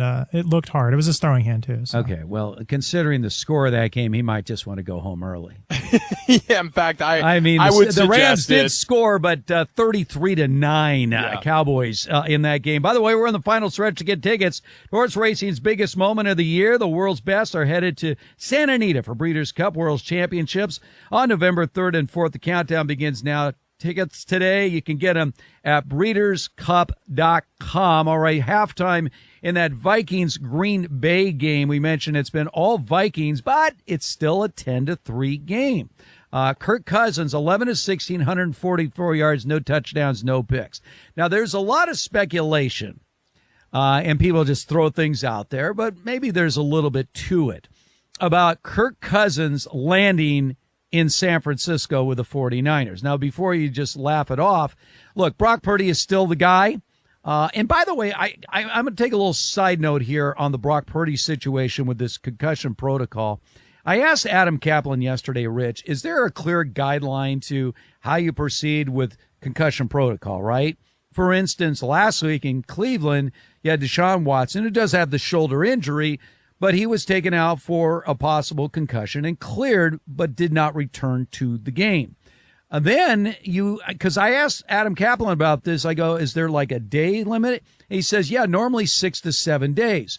Well, Brock Purdy didn't report any kind of symptoms until Tuesday, and yet he was cleared on Friday and will be starting for the 49ers this week. It really still is, when we talk about concussions, Rich, a very gray area. Well, yeah, we don't exactly know how the brain works. That is truly one of the final frontiers in medicine. And we're not just talking about sports medicine. We're talking about medicine. Doesn't matter what you're afflicted with when you have an injury or a disorder or a syndrome that's brain related. The amount of information we have on all of these things are extraordinarily limited. Everybody's different. It's highly subjective. You know, one person may have the propensity to bounce back from a TBI, which is a traumatic brain injury, versus somebody else who, may need months. It's highly variable. And we don't have a great understanding. And when I say we, not me specifically or you, I mean the medical community. So Brock Purdy is going to be ready when Brock Purdy's ready, and nobody knows when that's going to be, including Brock Purdy. All right. Also, I'm looking again at some of these halftime scores here. C.J. Stroud versus Bryce Young. Again, a 7-6 game. But here's the good news if you're a Carolina Panthers fan. Young has outplayed him in the first half. At least statistically speaking, and this Carolina defense has done a pretty good job. C.J. Stroud only has 75 yards passing in the first half. Meanwhile, Bryce Young, 13-19, 131 yards, and a short touchdown pass. At least in the head-to-head matchup, Bryce Young more than holding his own against a C.J. Stroud who's already got some gear at the Pro Football Hall of Fame. You know, he started his career with more passes without an interception than any quarterback in the history of the National Football League. So they put little, temporary displays anytime there's a record-setting performance. But so far, so good in terms of Bryce Young holding up to the hype of the matchup against C.J. Stroud. Well, if there's one thing you can say about Bryce Young is he's going to be well coached. Frank Reich, who was hired as the head coach down there in Carolina, knows how to coach quarterbacks. He's a former quarterback, backed up Jim Kelly in Buffalo, had emergency starts and performed well as a backup throughout his career, became an offensive coordinator, rose through the ranks very quickly in the NFL and became a head coach with the Indianapolis Colts, who, by the way, wanted Josh McDaniels, but lost him, kind of got left at the altar. And I thought Frank Reich should have been their head coach this season, too. He was fired midseason by the Colts last year, and that was a disaster. We all know how that season ended for the Colts. But Frank Reich's a good coach, and he's a quarterback whisperer of sorts. Think about the work he did with Jalen Hurts in Philadelphia before leaving Philadelphia. Think about the work he did with Carson Wentz after he left Philadelphia and was bouncing around the league before becoming the Colts quarterback. Phillip Rivers in a second act after leaving the Chargers. Like, Frank Reich is a good offensive football coach. And so Bryce Young is in good hands. The question is, can Bryce Young do it at this level? The answer and the jury is still out, but at very least, he's starting to make progress. All right, Jets-Giants. This game is as ugly as advertised. Jets have the lead by a score of 7-3. Don't call me Tyrod Taylor, left this game with an injury. Tommy DeVito, who I think was one of the Four Seasons, if I go back in time, one of the singers in the Four Seasons, Tommy DeVito. The Giants have a net negative 2 yards passing in this game. That is their net passing yards, negative Yikes. 2 yards. Taylor was 4 of 7 for 9 yards. He and DeVito have been sacked for 11 yards in losses, so a negative 2 yards passing, and yet the Giants are in this game. Yeah, listen, I mean, the G-men, they're finding a way to stay competitive, even though really it's been such a lousy season. Saquon Barkley getting injured after all of the conversation, how running backs are undervalued in this league, and so many of those top running backs, by the way, who were making this complaint, have shown up on the injured list this season, which furthers the argument against overpaying running backs. Because they're fragile, because their position requires so much physicality that their durability is in question almost on every play, certainly every week. You know, Christian McCaffrey is dealing with an oblique injury. Austin Eckler was on the shelf with a hamstring this season. Saquon Barkley started the season with a high ankle sprain. It goes on and on and on. And it's every year, by and large, that running backs are on the shelf who could sharply impact their offenses. And so it's a rough start for a Giants team, but as he gets healthier, and I'm sure the hope in New York is that Daniel Jones gets healthier, even though Tyrod Taylor has looked competent replacing him for now, and as their offensive line gets better together, offensively, I think the Giants with Brian Daboll will recover some. Their defense, though, is the only reason why they're even close to being in the conversation in the NFC, or in the NFC period, as a potential wildcard team if they can pull things together. But we're a long way from home before we can even talk about that. And getting back to the Titans' halftime lead, 14-3 over the Falcons. Again, the Titans wearing the Houston Oilers uniforms. If it continues like this, they should stay with those Oiler uniforms. They came in at 2-5. Meanwhile, I don't know how the Falcons are 4-3 this year going into the game. The disappointment in this game so far for the Falcons offense is Bijan Robinson. I mean, the kid has been outstanding as 5 carries, 15 yards. They got it. I mean, Desmond Ridder is their leading rusher in this game. So if the Falcons are going to get back in this game on the road against the Titans, they got to get more out of their rookie running back. Well, You know where Mike Vrabel came from. I know. Mike Vrabel came from New England. That's where he played. Take away your best player on the other team. In New England, the theory is if you are playing against a playmaker, a game breaker, you take him away. You force in. For example, this week, the Miami Dolphins are facing the New England Patriots. Their goal, I don't know if they're going to accomplish it, but their goal is going to be to take away Tyreek Hill. That is going to be the goal. Well, so Tennessee Titans facing the Falcons. Bijan Robinson obviously is the biggest threat. So the goal is going to be to shut him down and force Desmond Ridder and the Falcons offense to find a way to win without him. And that is tying an arm behind your back if you're an offense, saying, okay, well, just do it without your best player. Go ahead, go win, go play football. It's hard. All right, coming up on the other side, we're going to preview some of the games coming up this afternoon, including the 49ers, who are on a losing streak. Why are they on a losing streak? We'll break it down for you. This is Fox Sports Red Zone Radio. We don't just talk about the NFL. We know our NFL. You can sit there and say you're playing lesser opponents. That's how you get beat. Listen, the NFL is always going to be shield-driven. This is your home for the NFL because on Fox Sports Radio, NFL game days are different.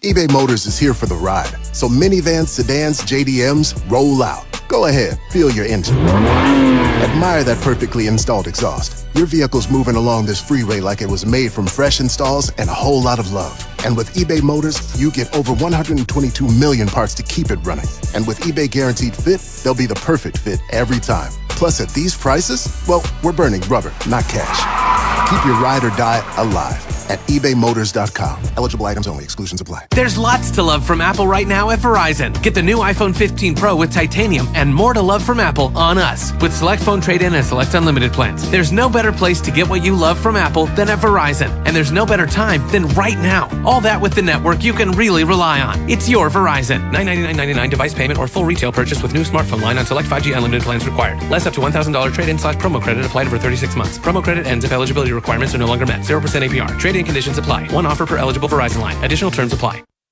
Ladies and gentlemen, you must have been busy, but The Odd Couple with Chris Broussard and Rob Parker.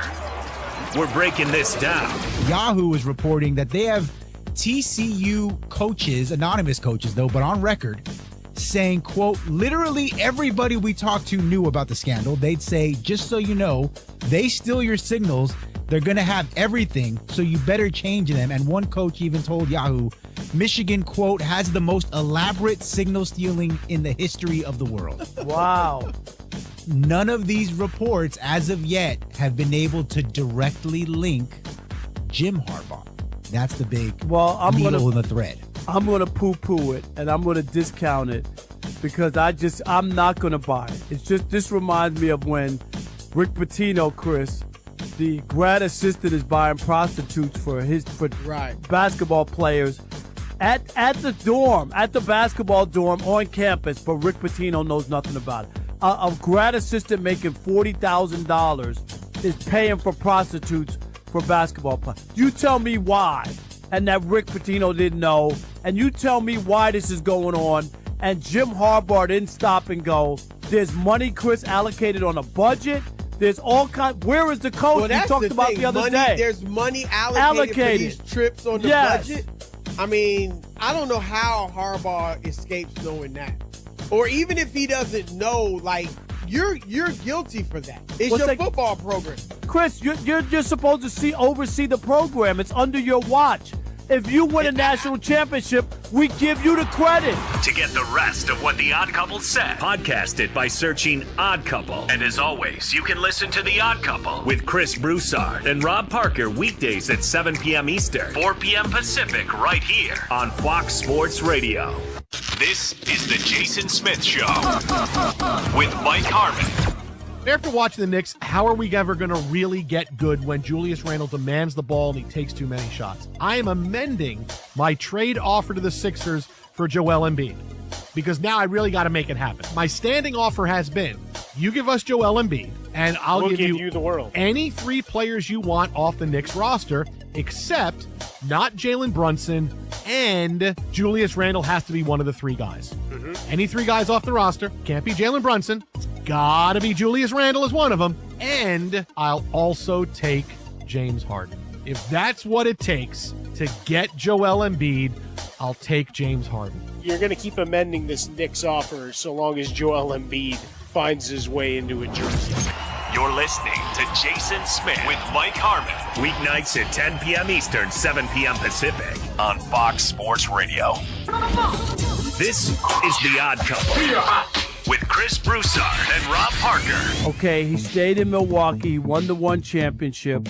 To me, people are going to come more down on Giannis, I think, than they are Damian Lillard. No one expected Damian Lillard to win. I'm not saying that paired with him, but I still think it's about Giannis more than it is about Damian Lillard. And obviously, if he goes there with Giannis and they don't win, they'll be like, well, he never won. And you can't say, the pushback will be, he was in Portland all those years, then you got him a superstar and he still couldn't win. Maybe It's you. But Giannis is the one who's already won. He's the guy there. He's the one who just signed the contract extension. It's Giannis's world. And Damian Lillard is just living it.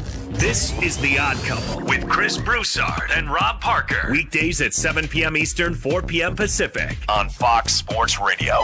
When you want sports, we got you. We've seen Joe Burrow walk in. He's looked unbelievable. If he's playing well, then he's playing with house money. When you want news, we got you. We have breaking news. Breaking news in the world of college basketball. When you want laughs. As coroner, I must kick her. I thoroughly examine her. The corner.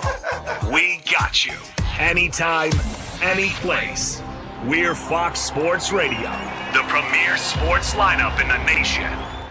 FS1. Looking for the one, what you looking at the one? To find FS1 on your television, go to foxsports.com for details. FS1. Looking for the one, what you looking at the one?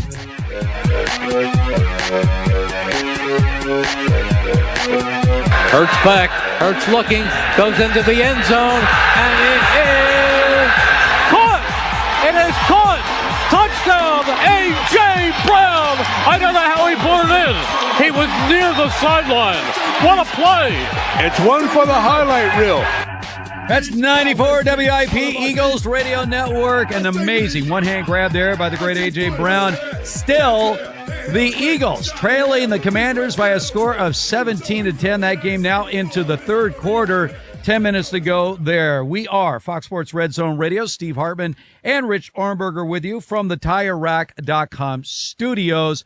I want to talk a little bit about this 49ers-Bengals matchup. I find it very intriguing. So in the first 5 games of the season, the Niners never had a single possession when they were trailing in the second half. That's how much they dominated their first 5 games.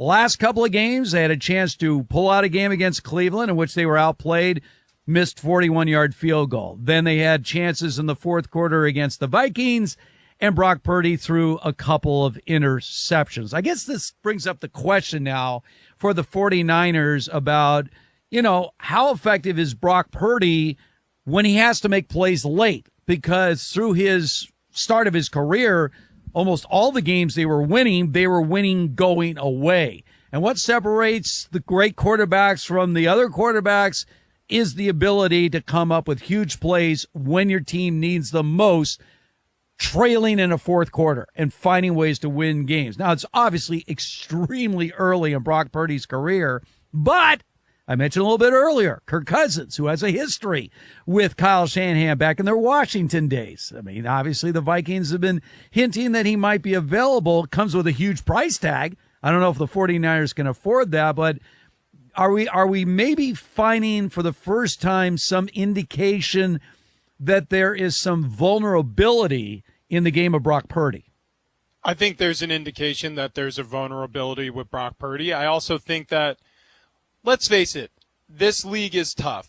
And the only way to last a long time in this league is if you can win games when it's on you to win games. Now, Brock Purdy did what he needed to do to win that football game in Cleveland. He got his team, even though he didn't play a great game, with an opportunity to kick a field goal and walk off the field with a W. Field goal kicker missed the kick, and so the rest is history. They go back to the drawing board. They get an opportunity to win the game in the fourth quarter against the Vikings, and he's dinged up clearly. He had a concussion. Maybe he wasn't making the best decisions as a result of that. So I'm going to give Brock Purdy a couple of excuses here. But when you're evaluating a quarterback, you look at not just the quarterback in the first quarter and the second quarter, in the third quarter with a lead. You look at him when it's crunch time, when the game's on the line. And so if Brock doesn't produce at some point this season where the Niners need him to win a football game for him when they're up against it, well, yeah, of course, they're gonna be taking a look elsewhere. Now, is that time now? Is the time now to trade? And you're gonna have to trade probably a pretty decent haul to get Kirk Cousins out of Minnesota on a Vikings team that has a chance to win their division. So I don't know if they're ready to trade that much capital away. Do you? By the way, no Deebo Samuel still for the 49ers. And let's not forget that Trent Williams is out. And that's a big part of it as well as far as that 49er offense. Now, on the other side, the Bengals started at 0-2. Joe Burrow was subpar with that calf injury.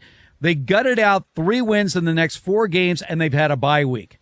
Bengals come into this game healthy. This is going to be the healthiest we've seen Joe Burrow all season long.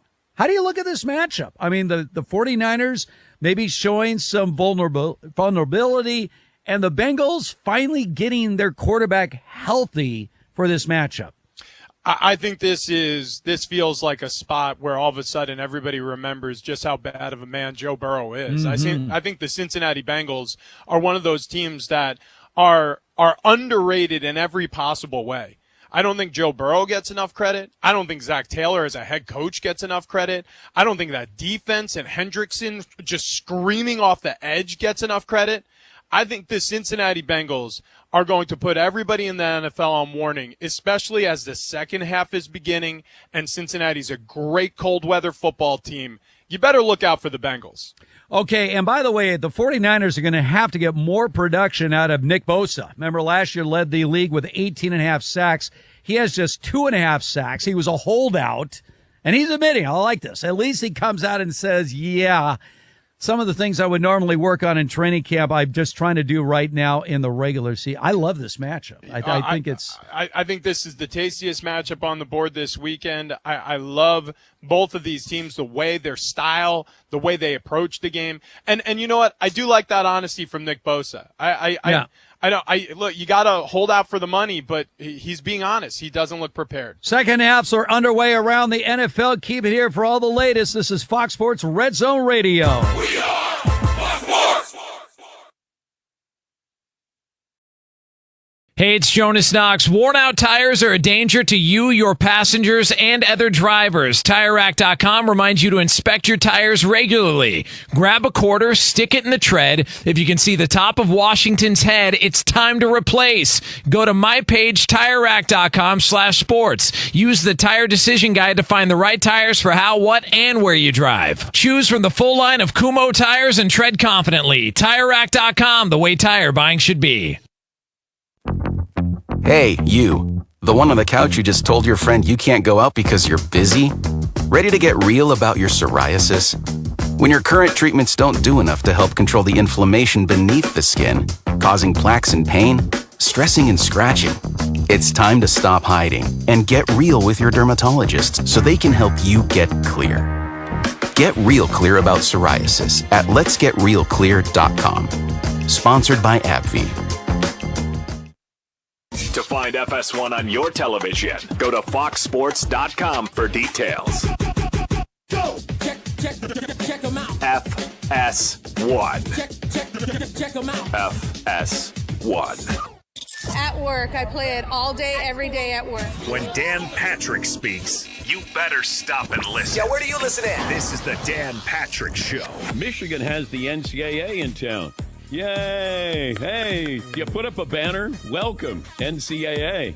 Come on in. Don't stay a while. It's like when Jim Cantori comes to town for the Weather Channel. Bad things are going to happen. That's pretty much what you have with the NCAA is on campus. And how is this going to end?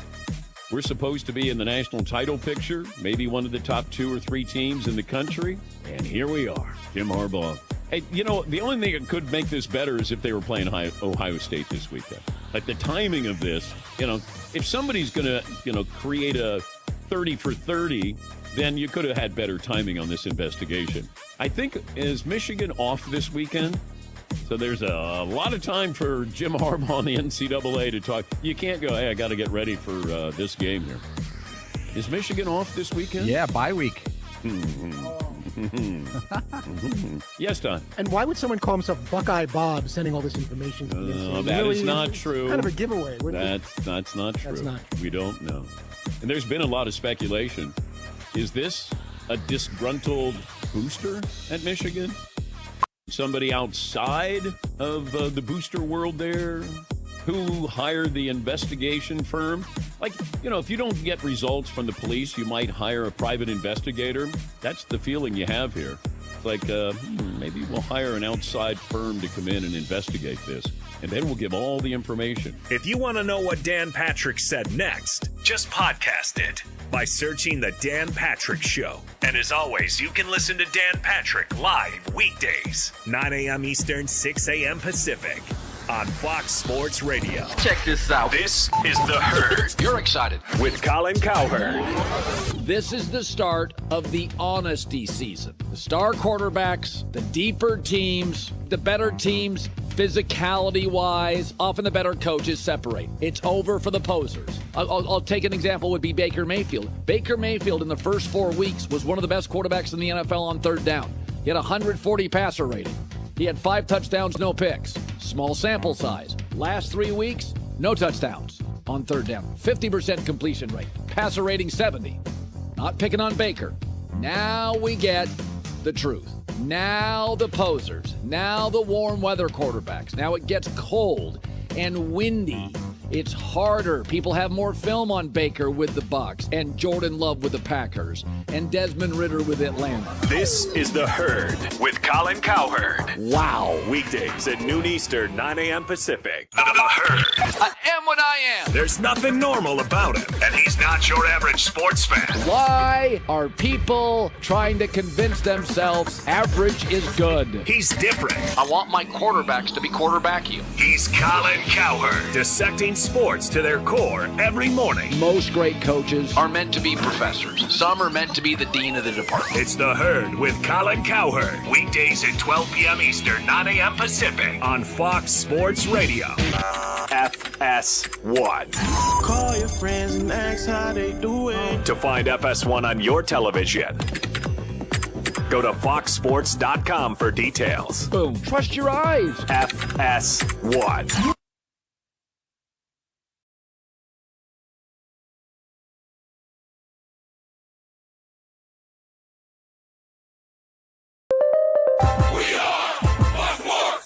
What you need to know. Raheem Mostert doing what he can to help the Dolphins extend their lead. And it's a Mostert touchdown, Miami. Boy, that was an easy one right there, right up the middle.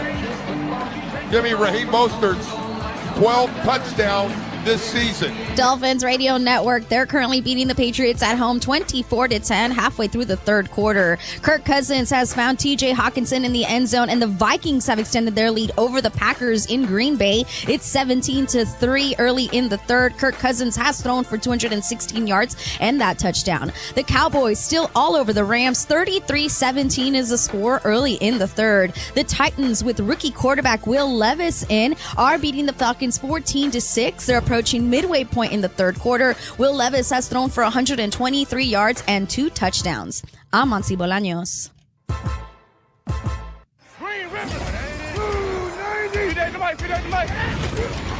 This is Fox Sports Red Zone Radio.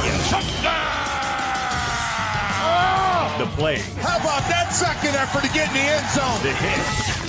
Your team, your game. We got the pads on that. It's all broken down right here. Fox Sports Red Zone Radio is now live from the TireRack.com studios of Fox Sports Radio.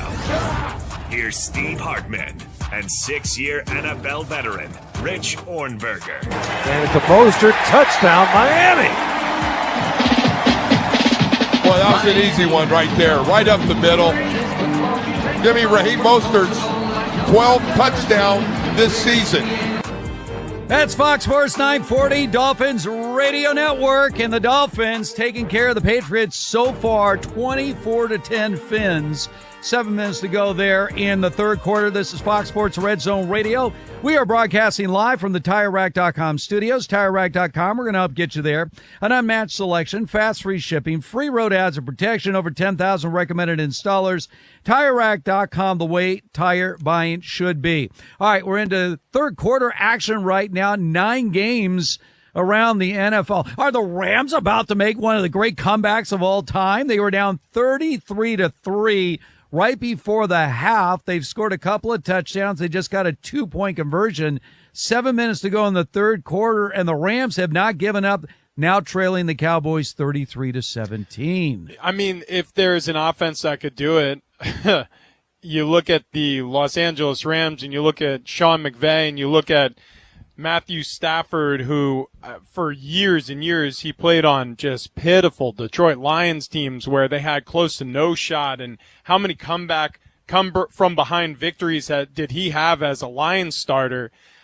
Cooper Kupp, I mean, he's ready at any time to go off in a football game. So if the Dallas Cowboys let the foot off the gas, even just a little bit here, the Rams can spot in the water. There's plenty of time left in this game. But look, I mean, you can say no lead is safe in the NFL, and these days maybe that proves true, but I'm pretty sure the Dallas Cowboys got this one knotted up at half. Can I fire off a hot take real quick, you guys? Yeah. Let me hear it. I think A.J. Brown is the best wide receiver in football. A.J. Brown, this year he just caught another touchdown. Inarguably the hardest person to cover in the league right now in man-to-man coverage. I mean, he is. Okay, so actually we should get into this a little bit because there's a couple of receivers lately who've been talking about this always open aspect. Like, you know, this idea of like, just throw me the football, I'm always open. A.J. Brown is actually always open. Like, it doesn't matter who's defending him. It doesn't matter what part of the field he's on. He is indefensible. It's Gronk in his prime. He was just double covered on that touchdown he just caught. I mean, think about DeAndre Hopkins at times in his career. Think about Gronk. I just mentioned him. Like A.J. Brown is right now unguardable. I am watching a Giants team that's trying to almost make history today against the Jets. So Tyrod, don't call me Tyrod Taylor, went out with the injury. He was 4 for 7 for 8 yards passing. They brought in Tommy DeVito from the Four Seasons. He is 0 for 4 passing and has been sacked twice for 9 yards and losses. That means that the Giants right now have -8 net passing yards. Look for a lot of Saquon Barkley from this point on because they cannot throw the ball at all. Yeah. And they're in this game right now, trailing the Jets by a score of 7-3. Hey, by the way, let's get back to that thought process for a second. Like that idea that receivers will sometimes, you know, look, we know receivers, they can pout at times, they can be divas at times, but sometimes they're right. Like Jamar Chase coming out and saying, hey, look, I'm always open. I'm not the problem on this offense. They just need to find me. And then Joe Burrow starts finding him. And guess what? The Cincinnati Bengals offense looks a lot better. Now, Joe was injured to start season. Well, he couldn't get the ball story down the field. I mean, we saw that. He was just dumping passes off short. He had no push off that calf. But how about CeeDee Lamb? He has a big game before CeeDee Lamb had the big game before the bye week against the Chargers. He goes off for 117 receiving. He sits down at the desk after Monday Night Football with SVP, and he says, yeah, just like Jamar, I'm always open.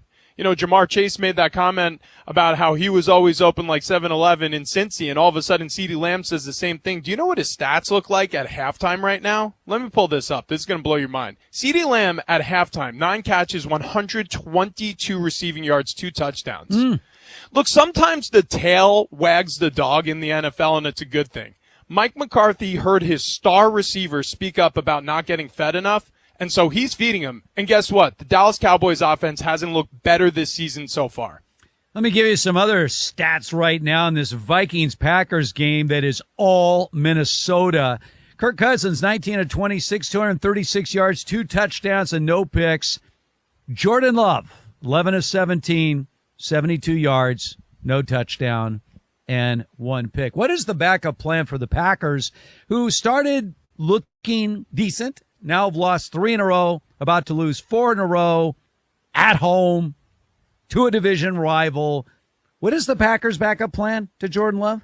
Well, who's their backup quarterback? I mean, do they have a backup plan? I mean, no, not bottom this out season. and hope that somehow a quarterback's going to fall in your lap. I mean, I asked you earlier. You made it clear Jordan Love is auditioning for the job. Yeah.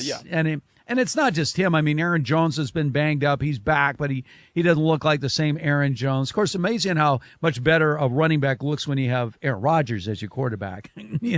As opposed to a Jordan Love. But yeah, and the other quarterback on the Packers roster is Sean Clifford. That would be who would be going in if they pull him. That's not much of a backup. This is a team that had back-to-back 13-win seasons. They had 3 straight 13-win seasons recently. For clarity is because there of course there's no backup plan. Look at the Browns right now. Do you think they're legitimately think about this? Do you think they were planning on winning a lot of games with DTR this year after giving Deshaun Watson a tremendous amount of money, $230 million guaranteed over 5 years? The answer is no.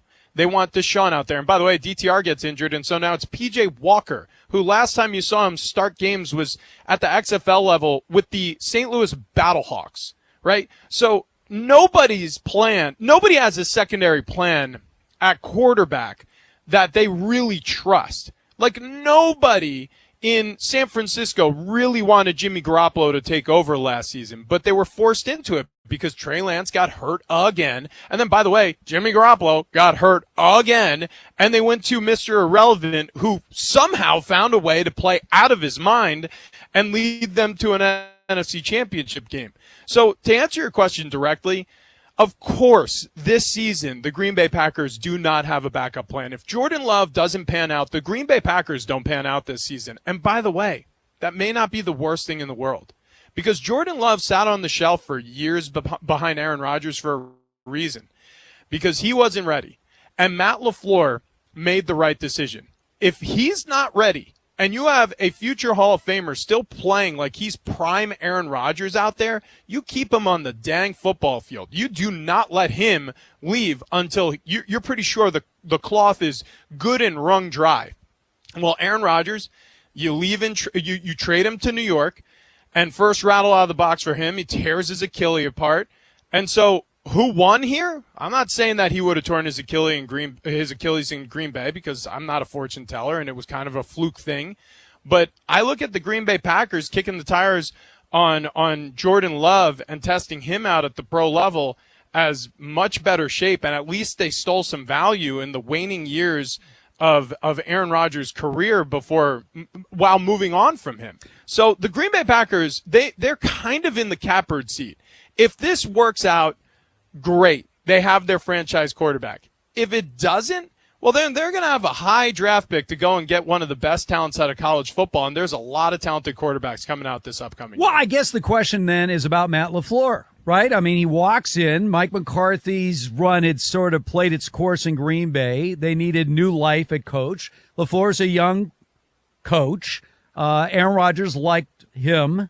Suddenly you get back-to-back MVP seasons from Aaron Rodgers. He seemed revived, and you get those 3 straight 13-win seasons to start the LaFleur era.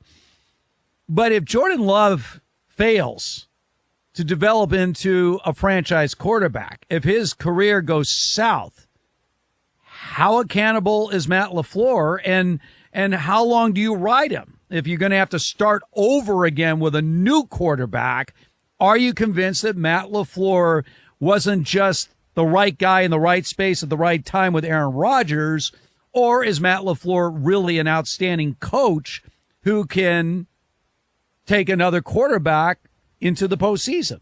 Well, let's face it, since taking over as the head coach, he's had nothing but 13-win seasons until last year and this year. Right. That's my point. He had Aaron Rodgers at his peak. Yeah. Which again, with Jordan Love in wait to develop as the next quarterback. Right. So the point is, with a talented quarterback, LaFleur has proven he can win.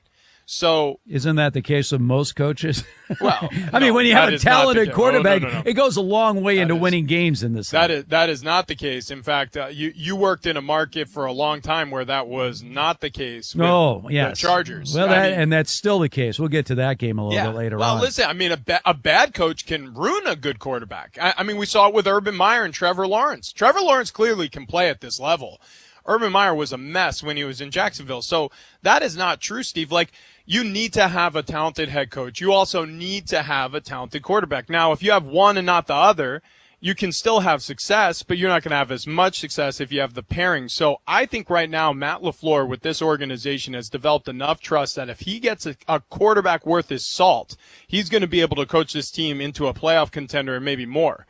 So they have to go through the work now of figuring out if Jordan Love is worth his salt. And if he's not, then you got to move on from Jordan Love, and you got to find a quarterback who is in the draft or in trade and get back on track if you're the Green Bay organization. If you're going to trust in Matt LaFleur, which I would presume they will.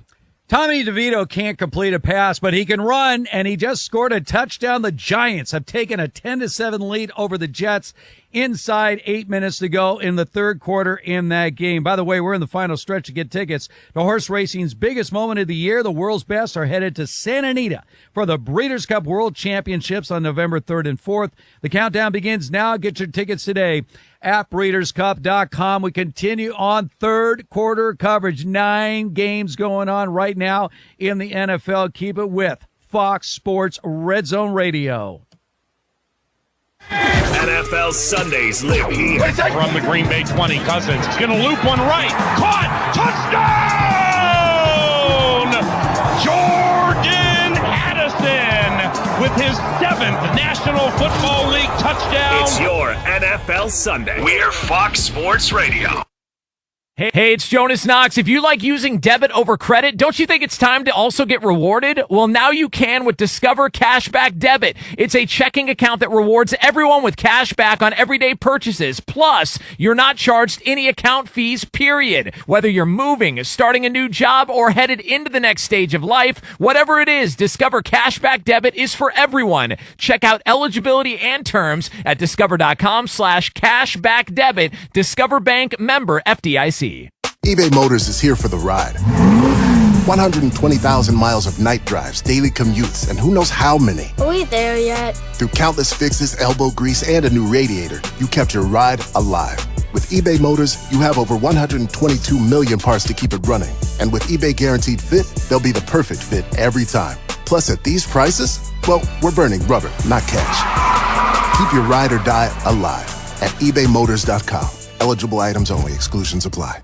Wendy's new breakfast 2 for $3 Biggie Bundles let you create your own delicious combo. Choose from a sausage biscuit, egg and cheese biscuit, small seasoned potatoes, and a medium hot coffee. But it's obvious which combo's the best. Sausage biscuit and small seasoned potatoes. Well, maybe it's the fresh cracked egg and cheese biscuit with a medium hot coffee. Or 2 savory sausage biscuits. Whichever you pick, you can't go wrong. Choose wisely. Choose Wendy's new 2 for $3 Biggie Bundles. Limited time only. U.S. price and participation may vary. Not valid in a combo. Single item at regular price. A psoriasis flare-up can make a walk in the park, well, no walk in the park. It's that obvious, huh? I've tried so many lotions and creams, but I still have symptoms. So those don't do enough to treat the inflammation beneath the skin, leaving you with those uncontrolled symptoms. Makes sense, but what else can I do? You can get real with your dermatologist so they can help you get clear. Make an appointment and, you're already on it. Hi, yes, I'd like to make an appointment. Get real clear about psoriasis at letsgetrealclear.com. Sponsored by AbbVie.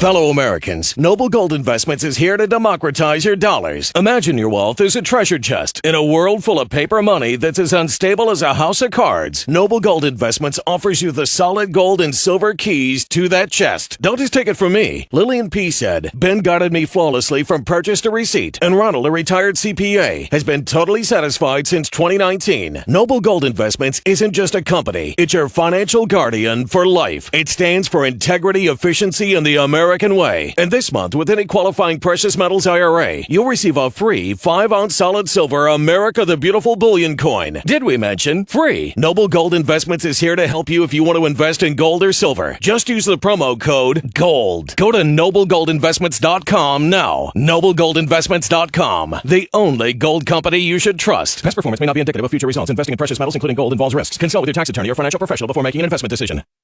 Calculations. We've crunched the numbers. Our morning math is simple. 2 pros plus 1 Joe equals a butt-kicking combination. They're like emotionally unstable zombies. LeVar Arrington, Brady Quinn, Everything felt really itchy. and Jonas Knox. I like it chunky. What? Come on. It's 2 pros and a cup of Joe. Kicking butt every morning. Weekdays at 6 a.m. Eastern, 3 a.m. Pacific on Fox Sports Radio. Damn, it's The Herd. When Colin Cowherd drops the info, The Herd, you need to listen. Right here. How about Dame? 39 last night. So down the stretch last night is exactly and precisely why Milwaukee got Dame. A minute 13 left, 30-footer, bang, and he ices it. Now the Bucks are going to be smaller with Dame. They won't be as dominant defensively. But if the biggest team in the NBA won championships all the time, the Sixers would have all sorts of trophies. Defensively, you don't have to be the best team. You need shot makers late in games. You need a Steph. You need a LeBron. You need a Tatum. You need a Murray, a Jokic. That's what you need. 3 minutes left. Lillard had a and one. He had a 30-footer. He had free throws. Thanks for flying United. Good night. That's why they got it. The last couple of years, the Bucks have been big and rim protectors and dominant physically. And they look slow. Dame gives them some twitch. That's what they need. They can be a little smaller. They don't have to be as dominant defensively. So much of sports, let's be totally honest about this, because most teams don't win a championship. So much of sports is all of us trying to convince ourselves B guys or A guys. Anytime I'd criticize Chris Middleton, come on, you don't know what you're talking about. Did you see him on the floor with Dame last night? 39 points and 6. He's already on a minutes restriction.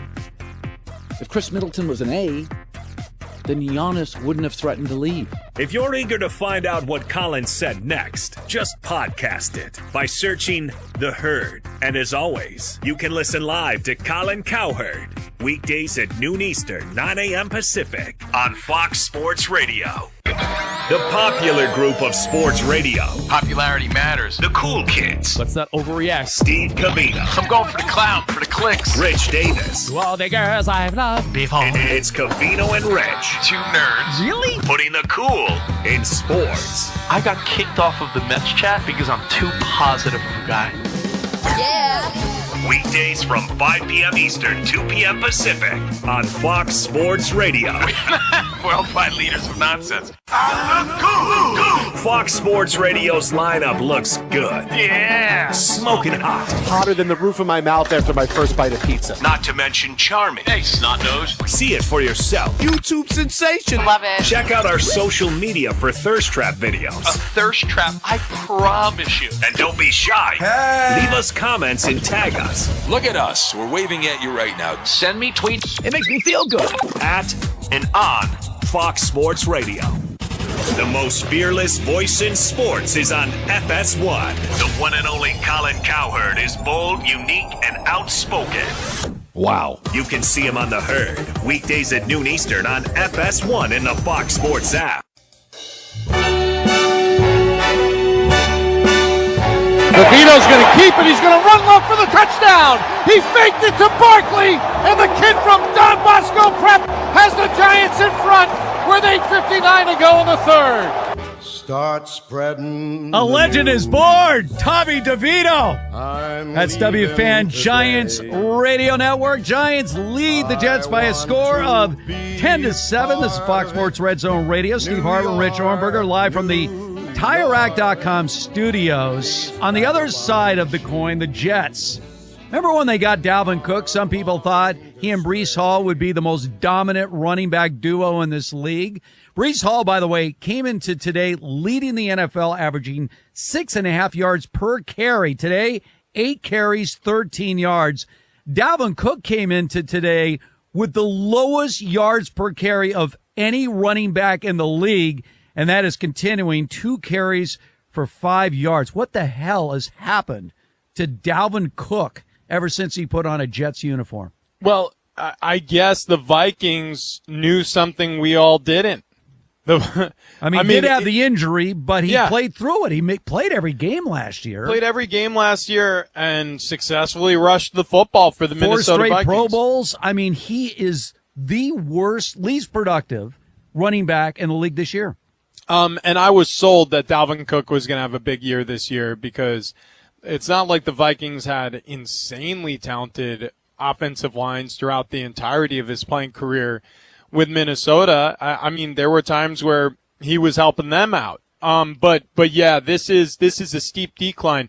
And by the way, again, going back to the conversation we were having about running backs earlier in the show and going back to, the offseason where you had this coalition of running backs trying to make their case that they're undervalued in the league. This is what every team is worried about. Every team is worried about signing a running back who's, for example, coming off of Pro Bowl season after Pro Bowl season after Pro Bowl season and finally hitting the proverbial cliff and looking like Dalvin Cook's looking this season in New York. It's happened time and time again. Le'Veon Bell, cautionary tale.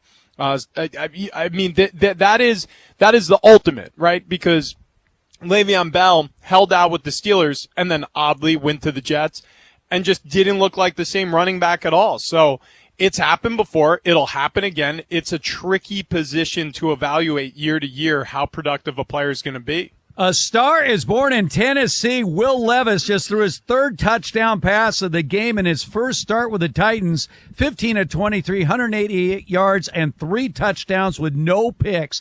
He's been outstanding. Meanwhile, on the other side, Desmond Ridder was benched. Taylor Heineke coming in at quarterback for the Falcons.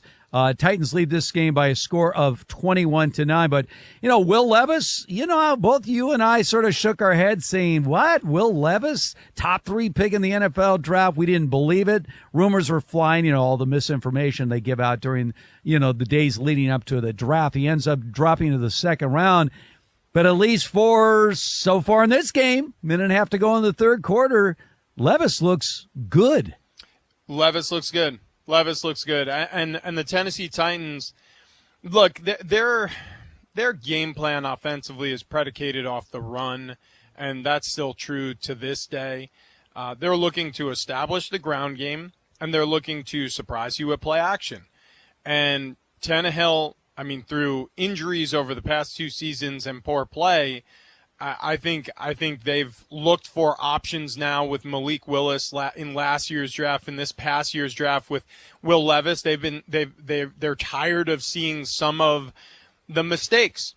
They really need a quarterback to be a game manager, especially the way it's built with Tajay Spears and Derrick Henry obviously being their lead back. They need a quarterback who just doesn't make mistakes, who limits the liabilities and is an asset because he's just controlling situations. And Will Levis, if he improves, if he continues to prove that he can do this, he may end up stealing the starting job and become what the franchise hopes to have in the future. All right, the Saints have extended their lead over the Colts 28-20. I missed it. Was that Taysom Hill? You were talking about we got to get Taysom Hill, the Swiss Army knife, more involved in the Saints offense. They were trailing this game early, 17-7 of the Colts, but it has been all Saints since then as they have now built a 28-20 lead in Indianapolis, final seconds of the 3rd quarter in that game. Yeah, I'll tell you what, Taysom Hill is one of those players. He's definitely a special player when it comes to making plays, but so is Alvin Kamara, who scored that most recent touchdown, 16-yard rush there.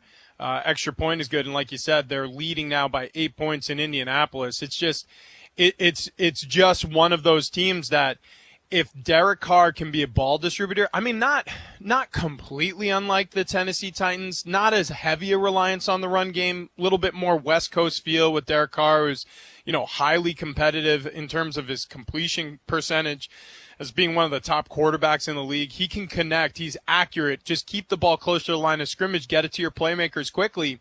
Derek Carr looks like an all-pro quarterback. And so you have enough weapons out there to do that in New Orleans. The Pittsburgh Steelers have been thoroughly outplayed today by the Jacksonville Jaguars. They were down 17-3, but guess what just happened? Mitch Trubisky, 22-yard touchdown pass to George Pickens. Extra point is good. So there's Pittsburgh, 53 seconds to go in the third quarter. Still hanging around, trailing the Jaguars by a score of 17-10. Yeah. That's Pittsburgh. Yeah, that's Pittsburgh. You know what? If there's one team in the National Football League who can ugly up a football game better than the Pittsburgh Steelers, name them. Yeah, exactly. I mean, you just can't. They're so tricky. They stick around, and then they do this, right?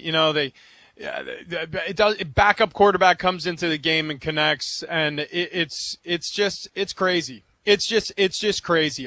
Mike Tomlin, I mean, is it possible to put a coach in the Hall of Fame while he's still on the football? As soon as he is ready to retire, the guy goes straight to the Hall of Fame. By the way, I got a question for Bo, our resident Eagles fan, decked out in his Eagles gear. The Commanders have retaken the lead 24-17. Yeah, A.J. Brown's had a big day. Jalen Hurts has some really impressive passing numbers, 26 of 32, 257 yards, 2 touchdowns, and no picks.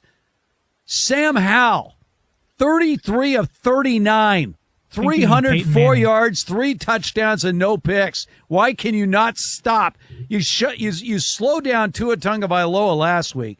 You can't stop Sam Howell? The Eagles they're on pace to have more sacks this year than they did last year, and the Commanders are on pace to give up more sacks this year than ever, and the Eagles have not touched him like one time. So, Sam Howell has been sacked 0 times.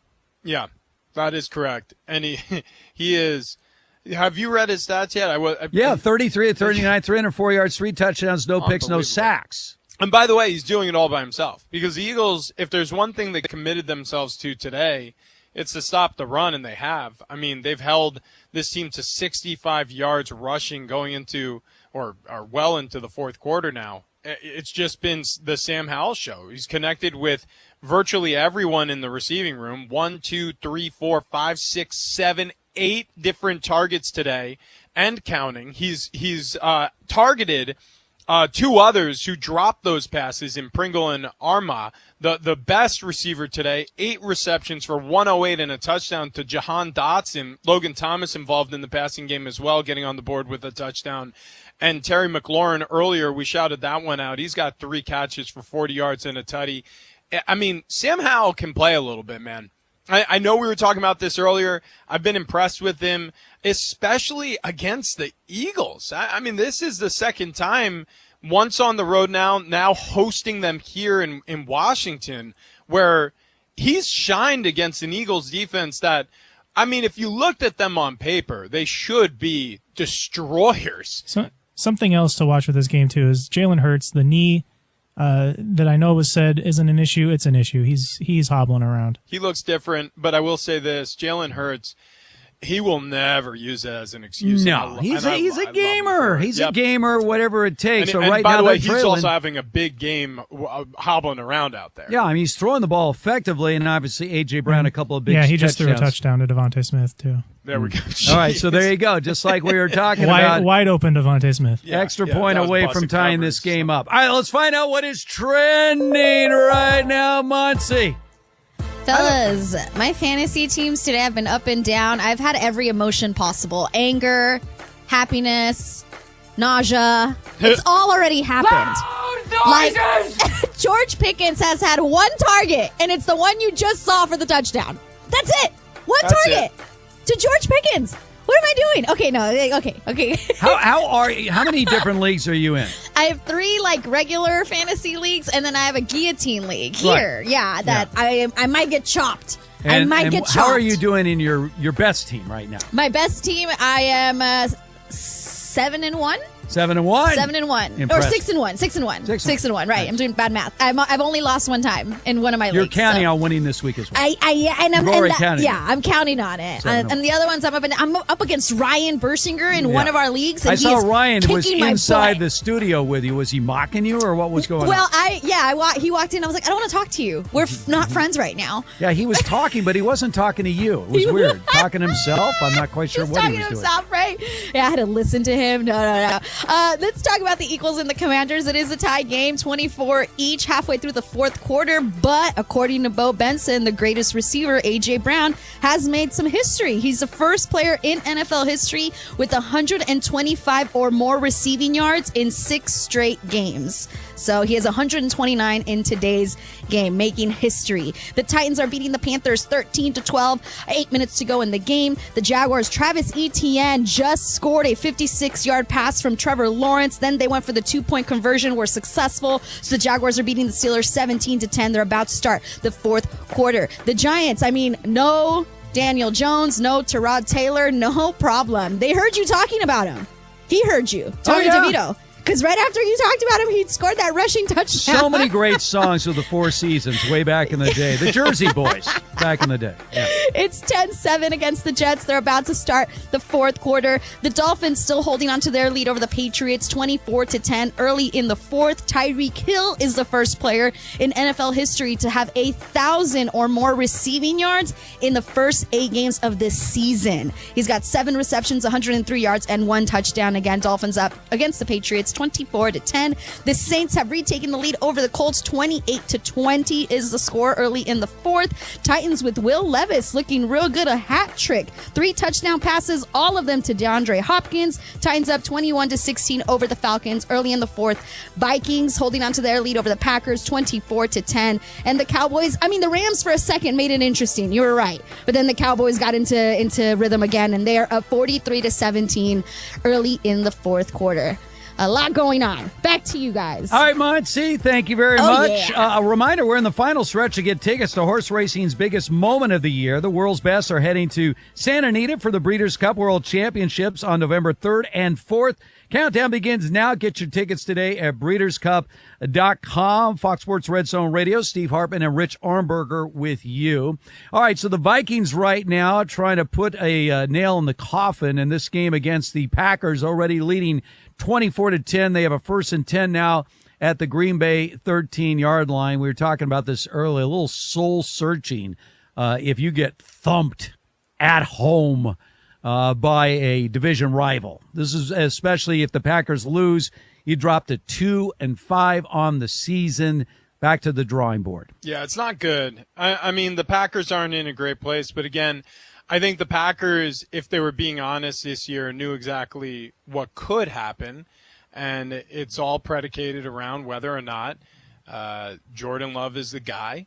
And I think we're finding out slowly but surely that maybe they missed on this pick years ago, and the season's not over. And I'm a big believer that, players do not stay the same to start the season to mid-season to the end of the season. So who knows? Maybe we could review this conversation in December or January and feel completely differently about Jordan Love. But it hasn't been great.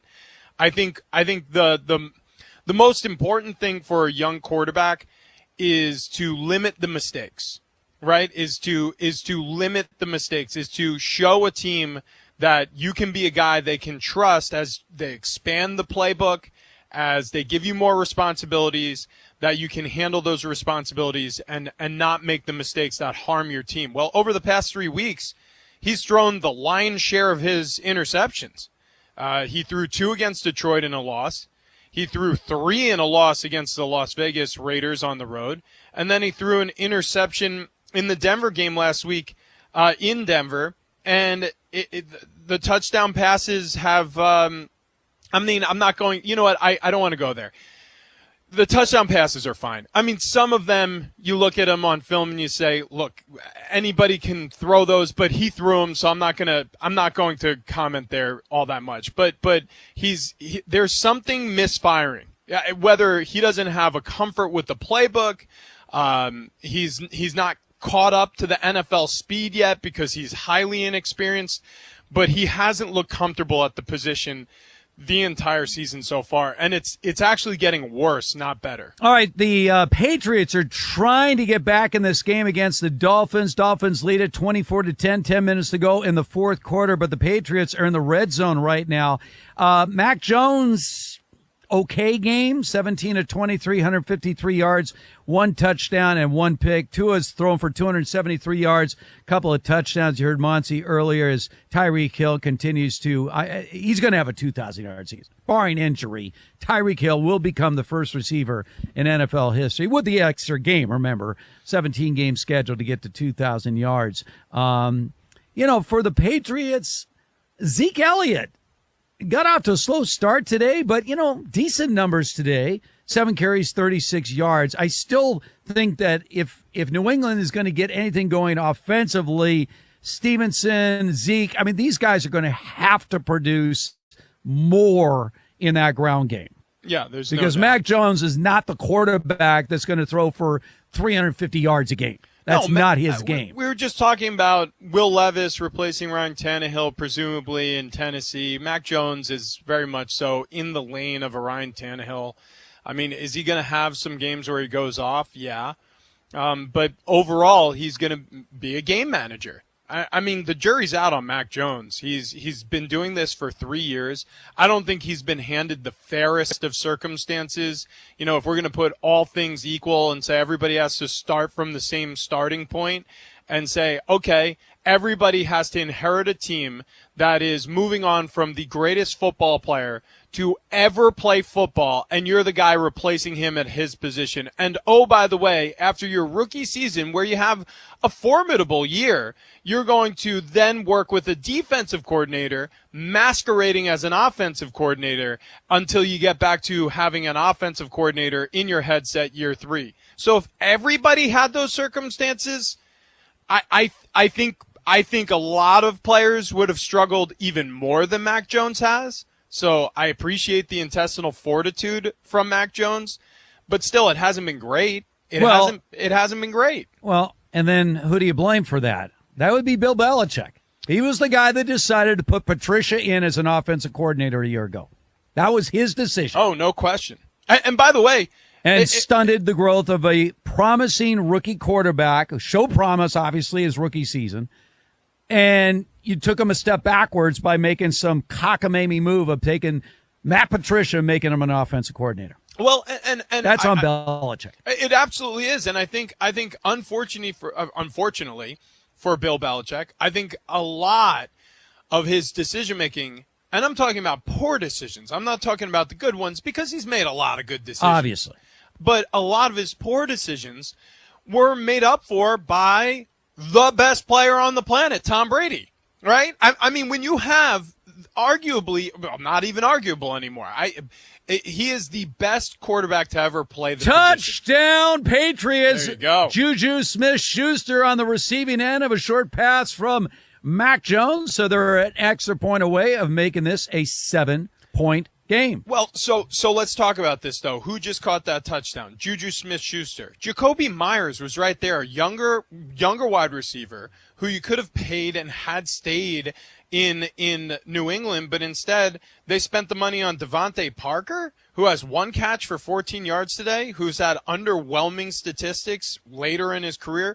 It's just an anonymous cast of wide receivers. Kendrick Bourne, Devontae Parker, Juju Smith-Schuster, Mike Gesicki, who they really haven't gotten going, Hunter Henry, who's got more yesterdays probably than tomorrows in this league at this point. It's really a who's who. It's just, what does Mac Jones really have to work with? And then you look at the running back room. Ramondre Stevenson can still tote the rock, but Zeke Elliott has 1 foot out the door and the other on a banana peel right now in the league. And so you have to again blame Bill Belichick for the roster construction. We have a Julio Jones sighting. Can we get in the time machine and talk about that? Julio Jones. 3 for Nuck, 1 for Julio Jones. Julio Jones just caught a touchdown pass from Jalen Hurts. Hurts' 4th touchdown of the day. Eagles lead the Commanders 31-24. Julio Jones. And, real quick, guys, is playing NFL quarterback the most dangerous job in America?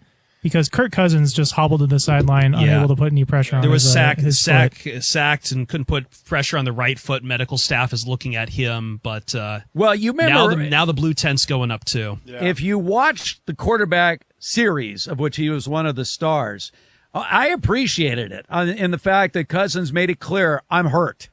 Yeah. Oh, yeah. Yeah. Every time he got hit hard, they're like, how are you? He goes, I'm hurt. Yeah. I mean, how do you think I am? I just got a guy slamming into me. Yeah. Well, look, Kirk Cousins is a tough dude. Oh, yeah. Very tough. Anyone's like, tough to play this. Absolutely. Look, I know a lot of people would be like, quarterbacks. No, these guys, Patrick Mahomes, Kirk Cousins, the Iron Men like Phillip Rivers, who's retired, or Drew Brees, or Tom Brady, who barely missed any games in his career. Anyone that's brave enough to put that uniform on, I'm sorry. But it's a crazy amount of abuse and a lot of the hits that these guys that they take, especially the statues in the pocket, like many of the Patrick Mahomes, a little more mobile than that, but like these guys, when they get hit, typically they either A, don't see it coming, or B, they know it's coming and they deliver the football and they refuse to protect themselves anyways. Justin Herbert, another guy right now who's playing through a tremendous amount of pain last year and this year, had the broken ribs last year. He's got the broken finger this year. Like, these guys are warriors. I realize that they're well protected usually, and they're not taking as many hits as, say, a running back or a linebacker, offense or defensive line, but they're tough dudes out there. All right, we'll continue on. We're now beginning to head down the stretch. 9 games going on around the National Football League. Keep it right here. This is Fox Sports Red Zone Radio.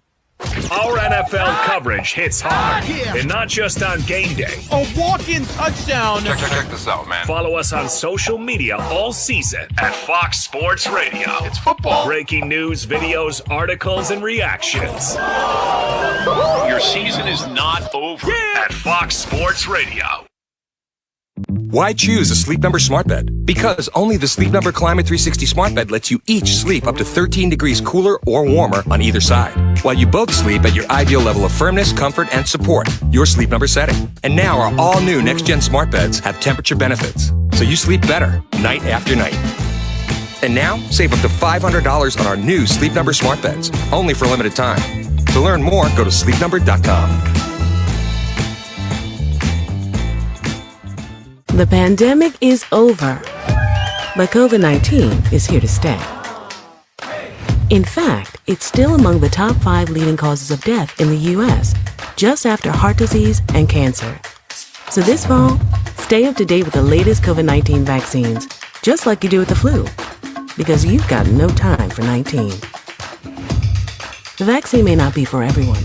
Please consult with your doctor. Brought to you by Moderna. Hey guys. Ready? Jason Smith and Mike Harmon are dropping knowledge like this. This is the story. James Harden, who has been with the team, not with the team, with the team, not with the team, because he wants a trade because he hates GM Daryl Morey. Remember, he called him a liar a long time ago, and James Harden wants out. Sixers can't trade him, so he was with the team, then he left the team, then he came back to the team right before opening night, and the team said, okay, you're back with the team, but you're not going to play while you get into basketball shape.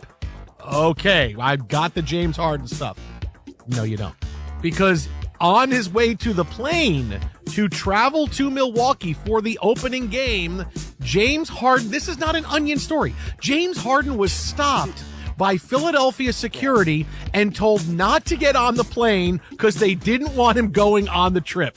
And James Harden did not like the decision, but did not make a scene. So Harden, I show up to go to the game, and now they're told, no, we don't want you on the flight. All right, this is such an absolute blank show, the 77. I don't know how they almost won this game tonight. This is such a blank show. I can't imagine a guy that you're trying to figure out how he's going to fit in, because on the one hand, you want to say, hey, we need the guy that led the league in assists last year. On the other hand, we can't wait to get rid of him. So what do? Yeah, we're not going to allow him to go on the trip. And he's going to show up, and we're going to embarrass him by not bringing him on the flight, because that's how this plays. The optics are awful, and you know James Harden, he lives for optics. And that is not a lie. He lives for the optics of things. So So whether the 76ers had... To get the rest of what Jason Smith and Mike Harmon said, podcast it by searching The Jason Smith Show with Mike Harmon. And as always, you can hear The Jason Smith Show with Mike Harmon weeknights at 10 p.m. Eastern, 7 p.m. Pacific, right here on Fox Sports Radio. This is Two Pros and a Cup of Joe. Buffalo's defense is a question mark. I think in particular they're up front, and I know they're banged up, but I just think their defense is going to be a question mark moving forward. Because I think their offense is their offense. I think they're a little bit spurty. I don't think they've shown consistency. In fact, I know they haven't shown consistency in terms of what they're capable of doing or what they have done. But I just think their defense is the pass rush isn't as pronounced as it could or should be. And if they're going to be indeed that team that can take that next step in the AFC side of the bracket. And I think if you're a Bills fan and you're being honest, like if you see Kansas City in the playoffs, that's a wrap. Two Pros, LeVar Arrington, Brady Quinn, and a Cup of Joe, Jonas Knox. 6 a.m. Eastern, 3 a.m. Pacific on Fox Sports Radio. Here we go. Steve Covino. Ooh. Rich Davis. Yes. This is Covino and Rich. Every week, whether or not your team's good or bad, there are weeks where you go into Sunday being like, it's going to be all right today. And then there's weeks you go in where you're like, I feel like my team better win this week. You as a fan have anxiety based on the level of what you think is urgency or not. So who has no urgency? Those are the teams giving Tecmo Bowl high fives because, win or lose, it's really not a big week. Let's start with the who shouldn't be nervous because those are the teams that just float by. Let's get them out of the way. Fine. Who's giving high fives? Let's do it. Eagles. I mean, the Eagles are in sole possession of the 1 seed in the NFC. They got nothing to worry about. Even worst case scenario. I think the Eagles should be chilling out. Philadelphia fans are bummed out enough about the Phillies, so I think Eagles are in the background right now. Covino and Rich, weekdays at 5 p.m. Eastern, 2 p.m. Pacific on Fox Sports Radio. It's amazing. The things that we do for you on a daily. Let's go, Mark. From the mornings. It's Two Pros and a Cup of Joe, Fox Sports Radio. Yeah. To the late nights. They called me Moneyball Mallard. I'm in a different part of the galaxy. Yeah. We never stop. They know they can't stop it. We're always on. We do this on a daily basis. And this amazing content is all for you on Fox Sports Radio. The most fearless voice in sports is on FS1. The one and only Colin Cowherd is bold, unique, and outspoken. Wow. You can see him on The Herd, weekdays at noon Eastern on FS1 in the Fox Sports app.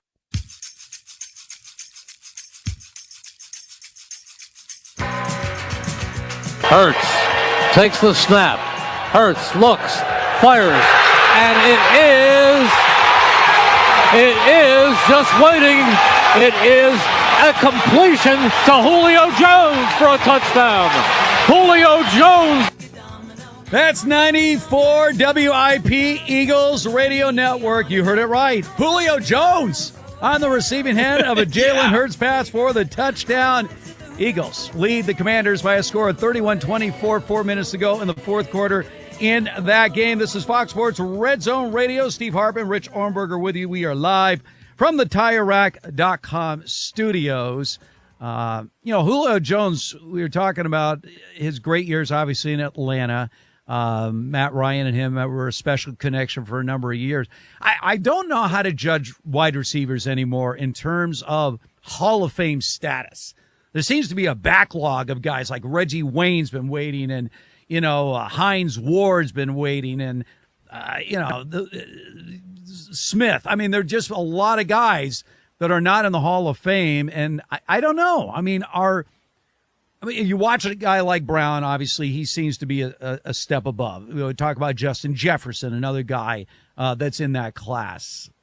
How interchangeable are these guys, in your opinion, as far as wide receivers are concerned? It's such a good question. It's really difficult to look. So much has changed, right? Oh, they throw the ball all the time. Yeah, Reggie Wayne played in a time where the gaudy stats that he put up, considering how often offense was entrusted with running backs in that league. But he also had Marvin Harrison, a Hall of Famer, no doubter, first ballot guy on the other side. So how much of what he did was a product of being on the field with Marvin Harrison? I mean, how much is it having Peyton Manning throw you the ball? Well, right. Okay. This is something that I defend ardently in any of these like greatest of all time, Hall of Fame style conversations, which is, look, I have no problem making a case for a guy going to the Hall of Fame who worked with talented people. Because, I mean, look, if you're going to have a Hall of Fame, somebody's got to be in it. So what? We're going to say,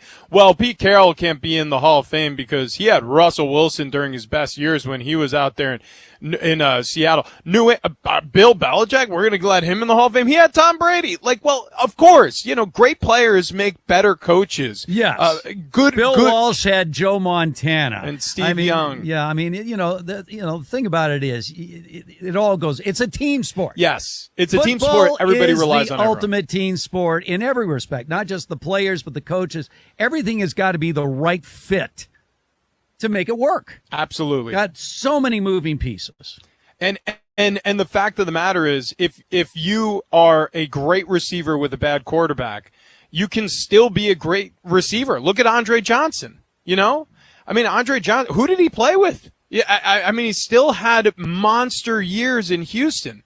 And don't get me wrong, you could be a great quarterback and you can kind of have lousy skill position players around you.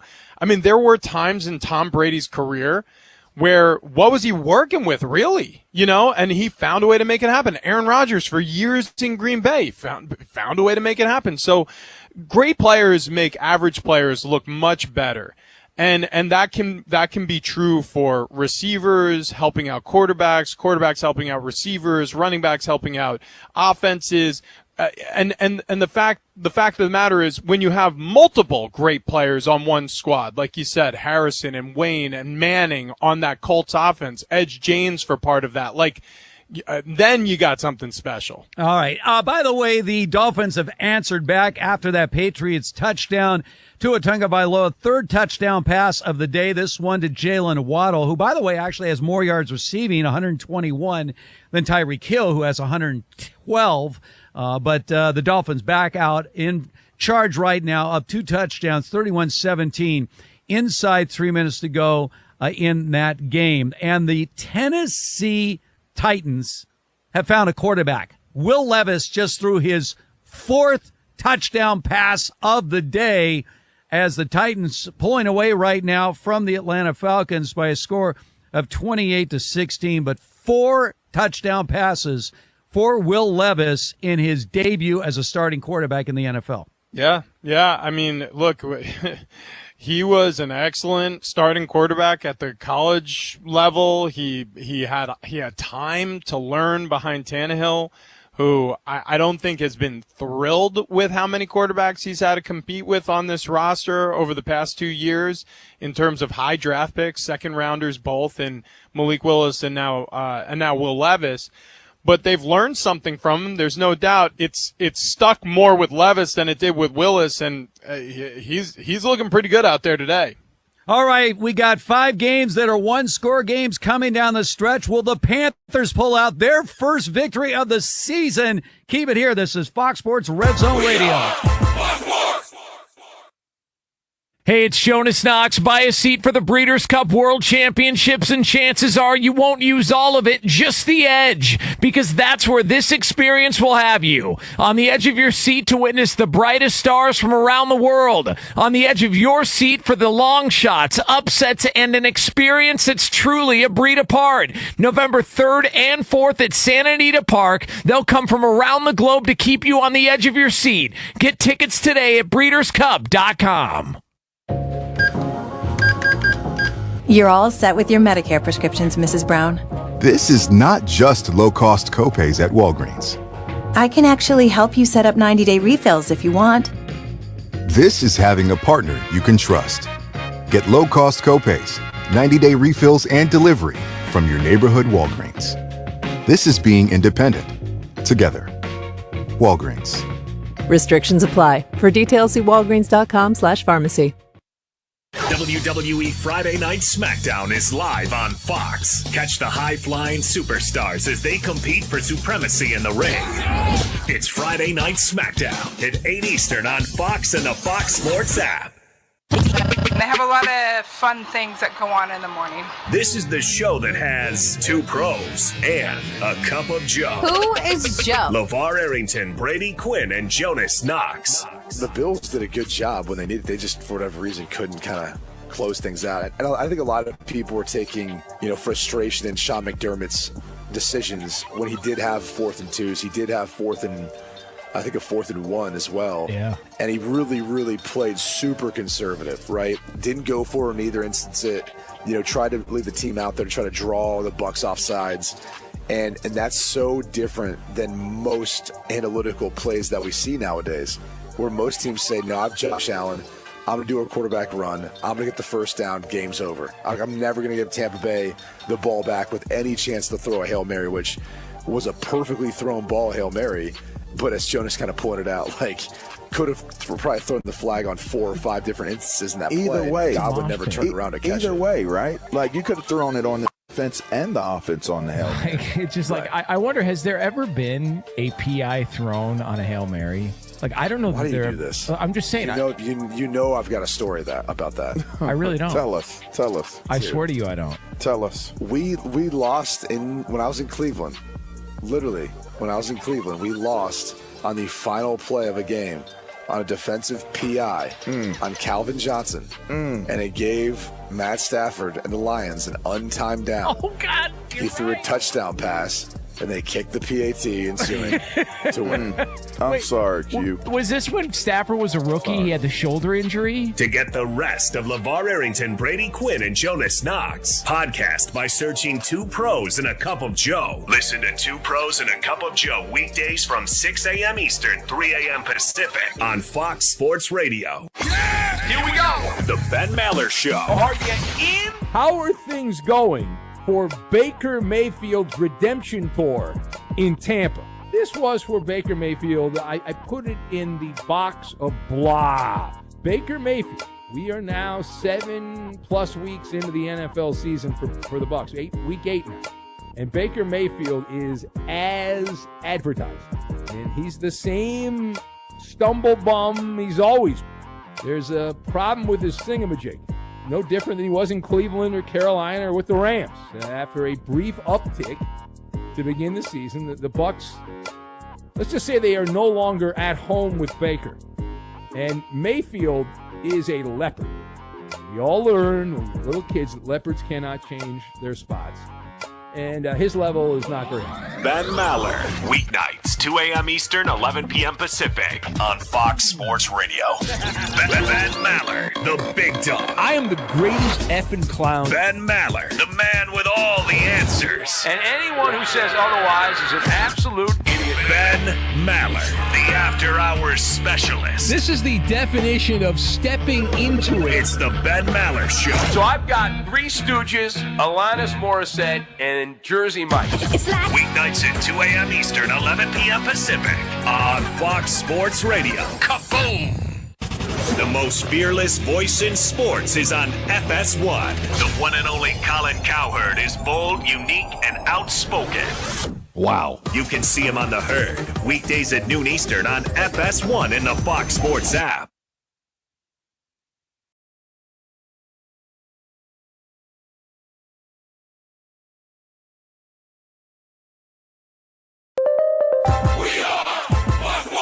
Here's what you need to know. It's a hat trick for rookie quarterback Will Levis and DeAndre Hopkins. End zone! Ladies and gentlemen, give him 61 yards! Touchdown! Titans, the trifecta! Levis to Hopkins, not once, not 2, but now 3 times on the afternoon. That all deserves a hell yes! You heard it all on the Titans Radio Network. Will Levis has actually thrown another touchdown, make that 4, and the Titans are beating the Falcons 28-16 with less than 4 minutes to go in the game. The Vikings are beating the Packers 24-10, less than 4 minutes to go in the game as well. But quarterback Kirk Cousins left the game with an ankle injury earlier in the fourth quarter. The Dolphins still beating the Patriots 31-17, 2 minutes to go in the game. And it's the Panthers with their first win of the season, beating the Texans 15-13. I'm Monty Bolaños.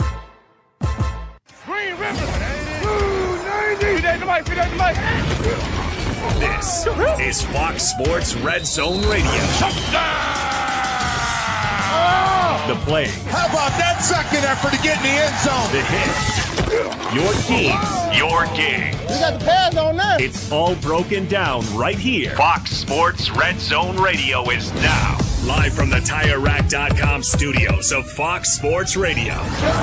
Here's Steve Hartman and 6-year NFL veteran Rich Ornberg. Coming down the stretch with some games around the National Football League. This is Fox Sports Red Zone Radio. We are broadcasting live from the TireRack.com studios. TireRack.com are going to help get you there. An unmatched selection, fast free shipping, free road hazard protection, over 10,000 recommended installers. TireRack.com, the way tire buying should be, and it is official. The Carolina Panthers have a win.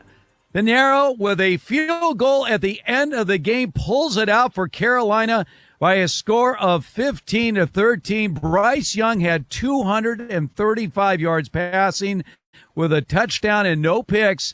C.J. Stroud just 140 yards passing, no touchdowns, no picks. So statistically, Bryce Young outplayed Stroud today, and Carolina got the win.